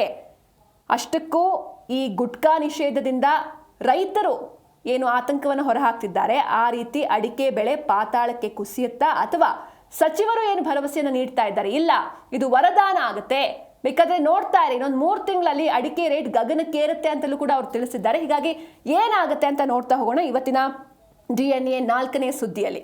ಸೊ ಮೊದಲನೇದಾಗಿ ಈ ಗುಟ್ಕಾ ನಿಷೇಧ ಅಥವಾ ನಿಕೋಟಿನ್ ಯುಕ್ತ ಪಾನ್ ಮಸಾಲ ನಿಷೇಧ ಅಂತ ಹೇಳಿದಾಗ ಅದಾದಮೇಲೆ DK ಶಿವಕುಮಾರ್ ಅವರು ಕೂಡ ಅಧಿಕಾರಿಗಳಿಗೆ ತರಾಟೆಗೆ ತೆಗೆದುಕೊಂಡ್ರು. ಯಾವುದೇ ಡಿಸಿಷನ್ನ ನನ್ನನ್ನು ಕೇಳ್ದೇನೆ ಅಥವಾ ನನ್ನ ಗಮನಕ್ಕೆ ತರದೇನೆ ಈ ರೀತಿ ಡಿಸಿಷನ್ಗಳನ್ನ ಮಾಡಬೇಡಿ ಅಂತ ಹೇಳಿದ್ರು. ಆಮೇಲೆ ಅದನ್ನು ಯೂಟರ್ನ್ ಕೂಡ ಸರ್ಕಾರ ಹೊಡೀತು. ಬಟ್ ಆರೋಗ್ಯ ಸಚಿವರು ಹೇಳಿರುವಂತಹ ಸ್ಟೇಟ್ಮೆಂಟ್ ಇದು ಬೇರೆ ರೀತಿ ಇದೆ. ಯಾವುದೇ ಕಾರಣಕ್ಕೂ ನಾವು ಆ ನಿಷೇಧವನ್ನು ವಾಪಸ್ ಪಡೆಯೋದಿಲ್ಲ ಅಂತಲೂ ಕೂಡ ಅವ್ರು ತಿಳಿಸಿದ್ರು. ಹಾಗಾದರೆ ಈ ಗುಟ್ಕಾ ನಿಷೇಧ 2 ರೀತಿಯಲ್ಲಿ ನಾವು ನೋಡಬೇಕಾಗತ್ತೆ. ಆರೋಗ್ಯದ ದೃಷ್ಟಿಯಿಂದ ನೋಡಬೇಕಾ ಅಥವಾ ಬದುಕಿನ ದೃಷ್ಟಿಯಿಂದ ನೋಡಬೇಕಾ ಅಂತ. ರಾಜ್ಯಾದ್ಯಂತ ತಂಬಾಕು ಹಾಗೂ ನಿಕೋಟಿನ್ ಯುಕ್ತ ಪಾನ್ ಮಸಾಲ ಹಾಗೂ ಈ ಗುಟ್ಕಾ ತಯಾರಿಕೆ ಏನಿದೆ ಅಥವಾ ಮಾರಾಟವನ್ನು 1 ವರ್ಷದ ಅವಧಿಗೆ ನಿಷೇಧಿಸಿ ಆಹಾರ ಸುರಕ್ಷತಾ ಇಲಾಖೆ ಒಂದು ಕಠಿಣ ಕ್ರಮವನ್ನು ಕೈಗೊಂಡಿದೆ. ಜನರ ಆರೋಗ್ಯದ ಹಿತದೃಷ್ಟಿಯಿಂದ, ಅದರಲ್ಲೂ ವಿಶೇಷವಾಗಿ ನಾನು ಹೇಳಿದೆ ಓರಲ್ ಕ್ಯಾನ್ಸರ್, ಬಾಯಿಯ ಕ್ಯಾನ್ಸರ್ ಬರುತ್ತೆ, ಇದನ್ನು ತಡೆಗಟ್ಟುವಂಥ ನಿಟ್ಟಿನಲ್ಲಿ ಸುಪ್ರೀಂ ಕೋರ್ಟ್ ಹಾಗೆ ಫಸೈ ಅಂದರೆ FSSAI ಸೂಚನೆಯಂತೆ ರಾಜ್ಯ ಸರ್ಕಾರ ಈ ಒಂದು ಆದೇಶವನ್ನು ಹೊರಡಿಸಿದೆ. ಆದರೆ ಇದು ಸಚಿವ ಸಂಪುಟದಲ್ಲೇ ತೀವ್ರ ಭಿನ್ನಮತ ಹಾಗೆ ಪರ ವಿರೋಧದ ಚರ್ಚೆಗೆ ಕಾರಣವಾಗಿದೆ. ಅಡಿಕೆ ಬೆಳೆಗಾರರ ಹಿತದೃಷ್ಟಿಯಿಂದ ಸಿಎಂ DK ಶಿವಕುಮಾರ್ ಈ ಆದೇಶವನ್ನು ವಾಪಸ್ ಪಡೆಯೋದಕ್ಕೆ ಸೂಚಿಸಿ ಆಕ್ಷೇಪವನ್ನು ವ್ಯಕ್ತಪಡಿಸಿದರು. ಯಾಕಂದರೆ ಒಂದಷ್ಟು ಜನ ಶಾಸಕರು ಕೂಡ ಸಿಎಂ ಅವ್ರನ್ನ ಮೀಟ್ ಆಗ್ತಾರೆ. ಈ ಗುಟ್ಕಾ ನಿಷೇಧದಿಂದ ರೈತರಿಗೆ ಯಾವ ರೀತಿ ಪರಿಣಾಮ ಬೀರುತ್ತೆ, ರೈತರ ಮೇಲೆ, ಅವರ ಬದುಕಿನ ಮೇಲೆ ಯಾವ ರೀತಿ ಪರಿಣಾಮ ಬೀರುತ್ತೆ ಅಂತ ಕನ್ವಿನ್ಸ್ ಮಾಡ್ತಾರೆ. ಅದಾದಮೇಲೆ ಸಿಎಂ ಅವರು ಬೇಡ, ಈ ನಿಷೇಧ ಬೇಡ ಅಂತೆಲ್ಲ ಅವರು ಹೇಳಿದರು. ಆದರೆ ಸಚಿವ UT ಖಾದರ್ ಅವರು ಏನು ಹೇಳ್ತಾ ಇದ್ದಾರೆ ಅಂದರೆ, ಸಾರ್ವಜನಿಕ ಆರೋಗ್ಯದ ಹಿತವೇ ಮುಖ್ಯ ಅಂತ ಈ ಒಂದು ಆದೇಶವನ್ನು ಅವರು ಜಸ್ಟಿಫೈ ಮಾಡ್ಕೊಂಡಿದ್ದಾರೆ. ಯಾವುದೇ ಕಾರಣಕ್ಕೂ ಈ ನಿಷೇಧದ ಆದೇಶವನ್ನು ವಾಪಸ್ ಪಡೆಯುವಂತಹ ಪ್ರಶ್ನೆಯೇ ಇಲ್ಲ ಅಂತ ಅವರು ಸ್ಪಷ್ಟಪಡಿಸಿದ್ದಾರೆ. ಹಾಗಾದರೆ ಆಹಾರ ಇಲಾಖೆ ಹೊರಡಿಸಿದಂತಹ ಆದೇಶದಲ್ಲಿ ಏನಿತ್ತು ಅಂತ ನಾವು ನೆಕ್ಸ್ಟ್ ನೋಡ್ತಾ ಹೋಗೋಣ, ಯಾಕೆ ಈ ನಿಷೇಧವನ್ನು ತಂದಿದ್ರು ಅಂತ. ಅದಕ್ಕೂ ಮುನ್ನ UT ಖಾದರ್ ಅವರು ಒಂದು ವಿಚಾರವನ್ನು ಉಲ್ಲೇಖ ಮಾಡ್ತಾರೆ. ನಮ್ಮ ಕರ್ನಾಟಕದ, ನಮ್ಮ ರಾಜ್ಯದ ರೈತರು ಯೋಚನೆ ಮಾಡುವಂಥ ಅಗತ್ಯ ಇಲ್ಲ, ಇದರಿಂದ ರೈತರಿಗೆ ನಷ್ಟ ಆಗೋದಿಲ್ಲ, ಬದಲಿಗೆ ಈ ಗುಟ್ಕಾ ನಿಷೇಧ ಏನಿದೆ ಇದು ರೈತರ ಪಾಲಿಗೆ ವರದಾನ ಆಗುತ್ತೆ ಅಂತ ಹೇಳಿದ್ದಾರೆ. ಹಾಗಾದ್ರೆ ಯಾವ ರೀತಿ ವರದಾನ ಆಗುತ್ತೆ ನೋಡೋಣ.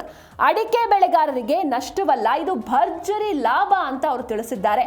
ಗುಟ್ಕಾ ನಿಷೇಧದಿಂದ ಅಡಿಕೆ ಬೆಲೆ ಹೆಚ್ಚಾಗುತ್ತೆ ಹೊರತು ಕಮ್ಮಿ ಆಗೋದಿಲ್ಲ ಅಂತ ಹೇಳಿದ್ರು. ಬಟ್ ಇದು ಯಾವ ಲಾಜಿಕ್ ಮೇಲೆ ಅವರು ತಿಳಿಸಿದ್ರು ಅಂತ ನಾನು ನಿಮಗೆ ಹೇಳ್ತೀನಿ. ಗುಟ್ಕಾಗೆ ಪ್ರಮುಖವಾಗಿ ಬಳಕೆಯಾಗೋದು ನಮ್ಮ ರಾಜ್ಯದ ಅಡಿಕೆ ಅಲ್ಲ, ಬದಲಿಗೆ ಗುಟ್ಕಾ ಕಂಪನಿಗಳು ಹೆಚ್ಚಾಗಿ ನೇಪಾಳ ಹಾಗೂ ಬಾಂಗ್ಲಾದೇಶದಿಂದ ಆಮದು ಮಾಡಿಕೊಂಡಂತಹ ಕಳಪೆ ಅಡಿಕೆಯನ್ನು ಬಳಸುತ್ತವೆ.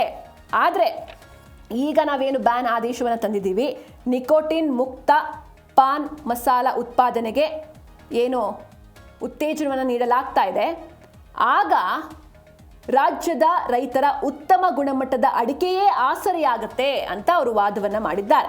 2013ರಲ್ಲೂ ಕೂಡ ನಿಷೇಧವನ್ನು ಹೇರಿದಾಗ 3 ತಿಂಗಳಲ್ಲಿ ಅಡಿಕೆ ಬೆಲೆ ಮತ್ತೆ ಏರಿಕೆಯಾಗಿದ್ದ ಅನುಭವವನ್ನು ಅವರು ಈ ಹಿಂದೆ ಹಿಸ್ಟ್ರಿಯಲ್ಲಿ ಏನಾಗಿತ್ತು ಅದನ್ನು ಅವರು ನೆನಪಿಸಿದ್ದಾರೆ ಸಚಿವರು.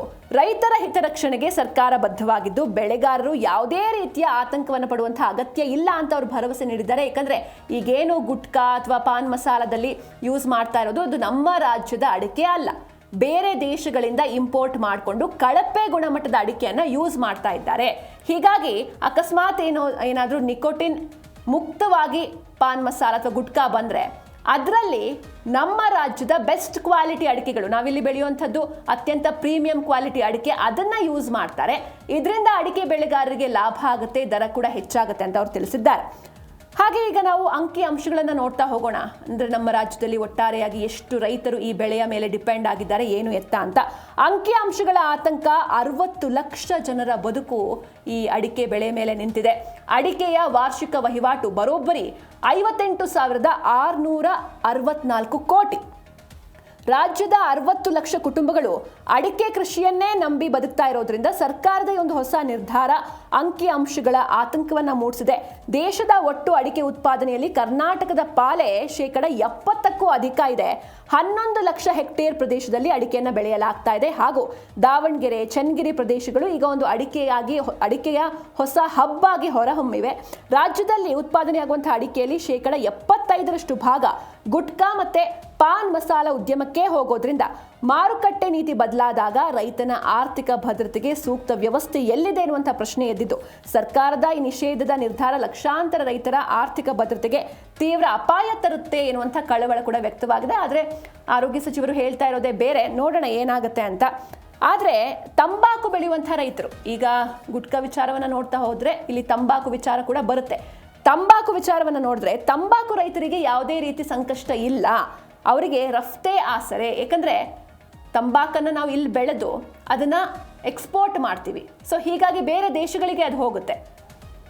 ಇದರಿಂದ ತಂಬಾಕನ್ನು ಯಾರೆಲ್ಲ ಬೆಳೀತಾರೆ ರೈತರು, ಅವರಿಗೆ ಯಾವುದೇ ಕಾರಣಕ್ಕೂ ಏನು ಸಂಕಷ್ಟ ಎದುರಾಗಲ್ಲ, ಆತಂಕ ಪಡುವಂಥ ಅಗತ್ಯ ಇಲ್ಲ. ಕರ್ನಾಟಕದಲ್ಲಿ ಬೆಳೆಯುವಂಥ ತಂಬಾಕಿನ ಮೇಲೆ ನಿಷೇಧದ ನೇರ ಪರಿಣಾಮ ಬೀರೋದಿಲ್ಲ, ಯಾಕಂದ್ರೆ ನಾವು ಇಲ್ಲಿ ಯೂಸ್ ಮಾಡ್ದಲೇ ಇರ್ಬೋದು, ಬಟ್ ಬೇರೆ ದೇಶಗಳಿಗೆ ಅದು ಎಕ್ಸ್ಪೋರ್ಟ್ ಆಗೇ ಆಗುತ್ತೆ. ಉತ್ಪಾದನೆಯ ಶೇಕಡ 80% ತಂಬಾಕೇನಿದೆ ಅದು ಫಾರಿನ್ಗೆ ಹೋಗುತ್ತೆ, ಫಾರಿನ್ಗೆ ಎಕ್ಸ್ಪೋರ್ಟ್ ಆಗುತ್ತೆ. ಕರ್ನಾಟಕದಲ್ಲಿ ಬೆಳೆಯುವಂಥ ತಂಬಾಕಿನ ಮೇಲೆ ಸರ್ಕಾರದ ಈ ಒಂದು ನಿಷೇಧದ ನೇರ ಪರಿಣಾಮ ಇಲ್ಲದಿರೋದ್ರಿಂದ ತಂಬಾಕು ರೈತರಿಗೆ ಯಾವುದೇ ಸಂಕಷ್ಟ ಆಗೋದಿಲ್ಲ. ವಿದೇಶಗಳಿಗೆ ಆಗುವಂಥ ರಫ್ತೆ ಇವರಿಗೆ ಒಂದು ಮುಖ್ಯ ಆಸರೆ ಆಗುತ್ತೆ. ಮೈಸೂರು, ಹಾಸನ ಸೇರಿದಂತೆ 5 ಜಿಲ್ಲೆಗಳಲ್ಲಿ ಸುಮಾರು 60,000 ತಂಬಾಕನ್ನು ಬೆಳೆಯುವಂಥ ರೈತರಿದ್ದಾರೆ. ಇಲ್ಲಿ ಉತ್ಪಾದನೆ ಆಗುವಂಥ ಶ್ರೇಷ್ಠ ಗುಣಮಟ್ಟದ ವರ್ಜಿನಿಯಾ ತಂಬಾಕಿನ ಶೇಕಡ 80% ಭಾಗ 80% ಏನಿದೆ ವಿದೇಶಗಳಿಗೇನೆ ಹೋಗುತ್ತೆ. ಇನ್ನೊಂದು 20% ಇಲ್ಲಿ ನಾವು ಯೂಸ್ ಮಾಡ್ತಿರ್ಬಹುದು ಅಷ್ಟೇ. ಹಾಗೆ ತಂಬಾಕು ಕೃಷಿಗೆ ವಿಶ್ವ ಬ್ಯಾಂಕ್ 2040ರವರೆಗೆ ಅವಧಿಯನ್ನು ಕೂಡ ಎಕ್ಸ್ಟೆಂಡ್ ಮಾಡಿದೆ.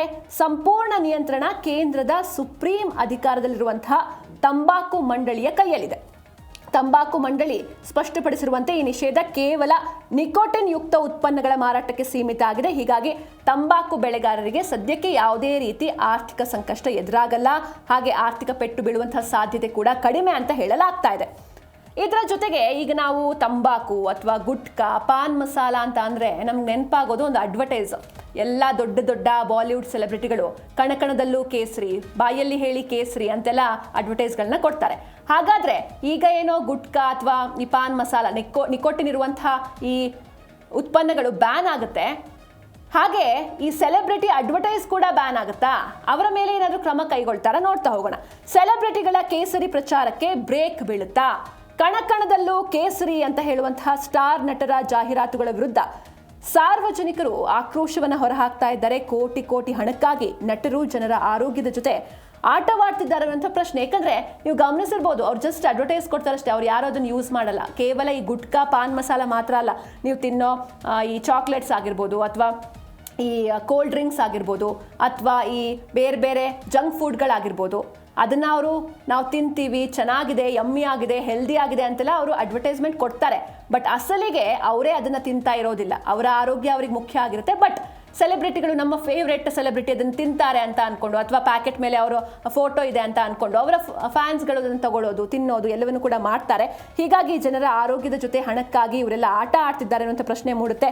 ಗುಟ್ಕಾ ಪ್ರಚಾರ ಮಾಡೋ ಬಾಲಿವುಡ್ ಸ್ಟಾರ್ಗಳಿಗೆ ಸರ್ಕಾರ ಸೂಕ್ತ ಪಾಠವನ್ನು ಕಲಿಸುತ್ತಾ ಅಂತ ಕಾದು ನೋಡಬೇಕು. ಒಟ್ಟಾರೆಯಾಗಿ ಈ ಗುಟ್ಕಾ ನಿಷೇಧ ವಿಚಾರ ಏನಿದೆ ಗೊಂದಲದ ಗೂಡಾಗಿದೆ. ಒಂದು ಕಡೆ ಸರ್ಕಾರಕ್ಕೆ ಈ ಕಡೆ ಆರೋಗ್ಯದ ದೃಷ್ಟಿ ಅಥವಾ ಜನರ ಆರೋಗ್ಯ ಮುಖ್ಯ ಆಗುತ್ತೆ, ಮತ್ತೊಂದು ಕಡೆ ರೈತರ ಬದುಕು ಕೂಡ ಮುಖ್ಯ ಆಗುತ್ತೆ. ಹೀಗಾಗಿ ಯಾವ ರೀತಿ ಬ್ಯಾಲೆನ್ಸ್ ಮಾಡುತ್ತೆ ಅಂತ ಕಾದು ನೋಡೋಣ. ಈಗ ಜಿ ಕನ್ನಡ ನ್ಯೂಸ್ DNA ಕೊನೆ ಸ್ಟೋರಿ. ಸಚಿನ್ ತೆಂಡೂಲ್ಕರ್ ಅಂತ ಅಂದರೆ ನಿಜಕ್ಕೂ ಭಾರತೀಯ ಕ್ರಿಕೆಟ್ನಲ್ಲಿ ಅವರ ಹೆಸರು ದಶಕಗಳ ಕಾಲ ಒಂದು ಅಚ್ಚಳಿಯದ ದಾಖಲೆಯಾಗಿ ಉಳಿದಿತ್ತು. ಆದರೆ ಈಗ ಕೇವಲ 15 ವರ್ಷದ ಪುಟ್ಟ ಬಾಲಕ, ಒಬ್ಬ ಬಾಲಕ ಆ ದಾಖಲೆಯನ್ನೇ ಪುಡಿ ಪುಡಿ ಮಾಡಿದ್ದಾನೆ. ಇದನ್ನ ವಂಡರ್ ಕಿಡ್ ಅಂತ ಕರೆಯೋದಾ ಅಥವಾ ಏನಂತ ಕರೆಯೋದಂತಾನೆ ಗೊತ್ತಾಗ್ತಾ ಇಲ್ಲ. ಯಾಕಂದರೆ ಇಷ್ಟು ಚಿಕ್ಕ ವಯಸ್ಸಿಗೇನೆ ಸಾಕಷ್ಟು ಸಾಧನೆಗಳನ್ನು ಈತ ಮಾಡ್ಕೊಂಡು ಬಂದಿದ್ದಾನೆ. ನಾವು IPL ಇಂದಲೂ ಕೂಡ ನೋಡ್ತಾ ಇದ್ದೀವಿ. ಯಾರೇ ಆಗಿರ್ಬೋದು, ಎದುರಾಳಿ ಯಾರೇ ಬೌಲರ್ ಇರ್ಬೋದು, ಅದು ಬುಮ್ರಾ ಆಗಿರ್ಬೋದು, ಯಾರೇ ಆಗಿರ್ಬೋದು, ಅವರನ್ನು ಆ ವ್ಯಕ್ತಿ ಯಾರು ಅಂತ ಆತ ನೋಡಿ ಪ್ರೆಷರ್ನ ಆತ ಕ್ರಿಯೇಟ್ ಮಾಡ್ಕೊಳ್ಳೋದಿಲ್ಲ. ಬದಲಿಗೆ ಆತ ತಾನು ಆಡಿದ್ದೇ ಆಟ ಅಂತ ಸತತವಾಗಿ ಗೆದ್ಕೊಂಡು ಇಲ್ಲಿವರೆಗೂ ಕೂಡ ಬಂದಿದ್ದಾರೆ. ಹೀಗಾಗಿ ಈತನನ್ನು ಕಟ್ಟಾಕೋದು ಹೇಗೆ, ಈತನ ಬ್ಯಾಟಿಂಗ್ನ ಕಂಟ್ರೋಲ್ ಮಾಡೋದು ಹೇಗೆ ಅಂತ ಮಾಜಿ ಸ್ಪಿನ್ನರ್ ಹರ್ಭಜನ್ ಸಿಂಗ್ ಬೌಲರ್ಗಳಿಗೆ ಒಂದು ಗುಪ್ತ ಮಂತ್ರವನ್ನು ಕೂಡ ನೀಡಿದ್ದಾರಂತೆ. ಇದೆಲ್ಲವನ್ನು ಕೂಡ ಇವತ್ತಿನ DNA 5ನೇ ಸುದ್ದಿಯಲ್ಲಿ ನೋಡ್ತಾ ಹೋಗೋಣ. ಕ್ರಿಕೆಟ್ ವಿಸ್ಮಯದ ಕಂಪ್ಲೀಟ್ ಡೀಟೇಲ್ಸ್ ಇದು. ಬುಮ್ರಾ ಹಾಗೂ ಕಮಿನ್ಸ್ಗೆ ಬೆವರಿಳಿಸಿದ ವಂಡರ್ ಕಿಡ್.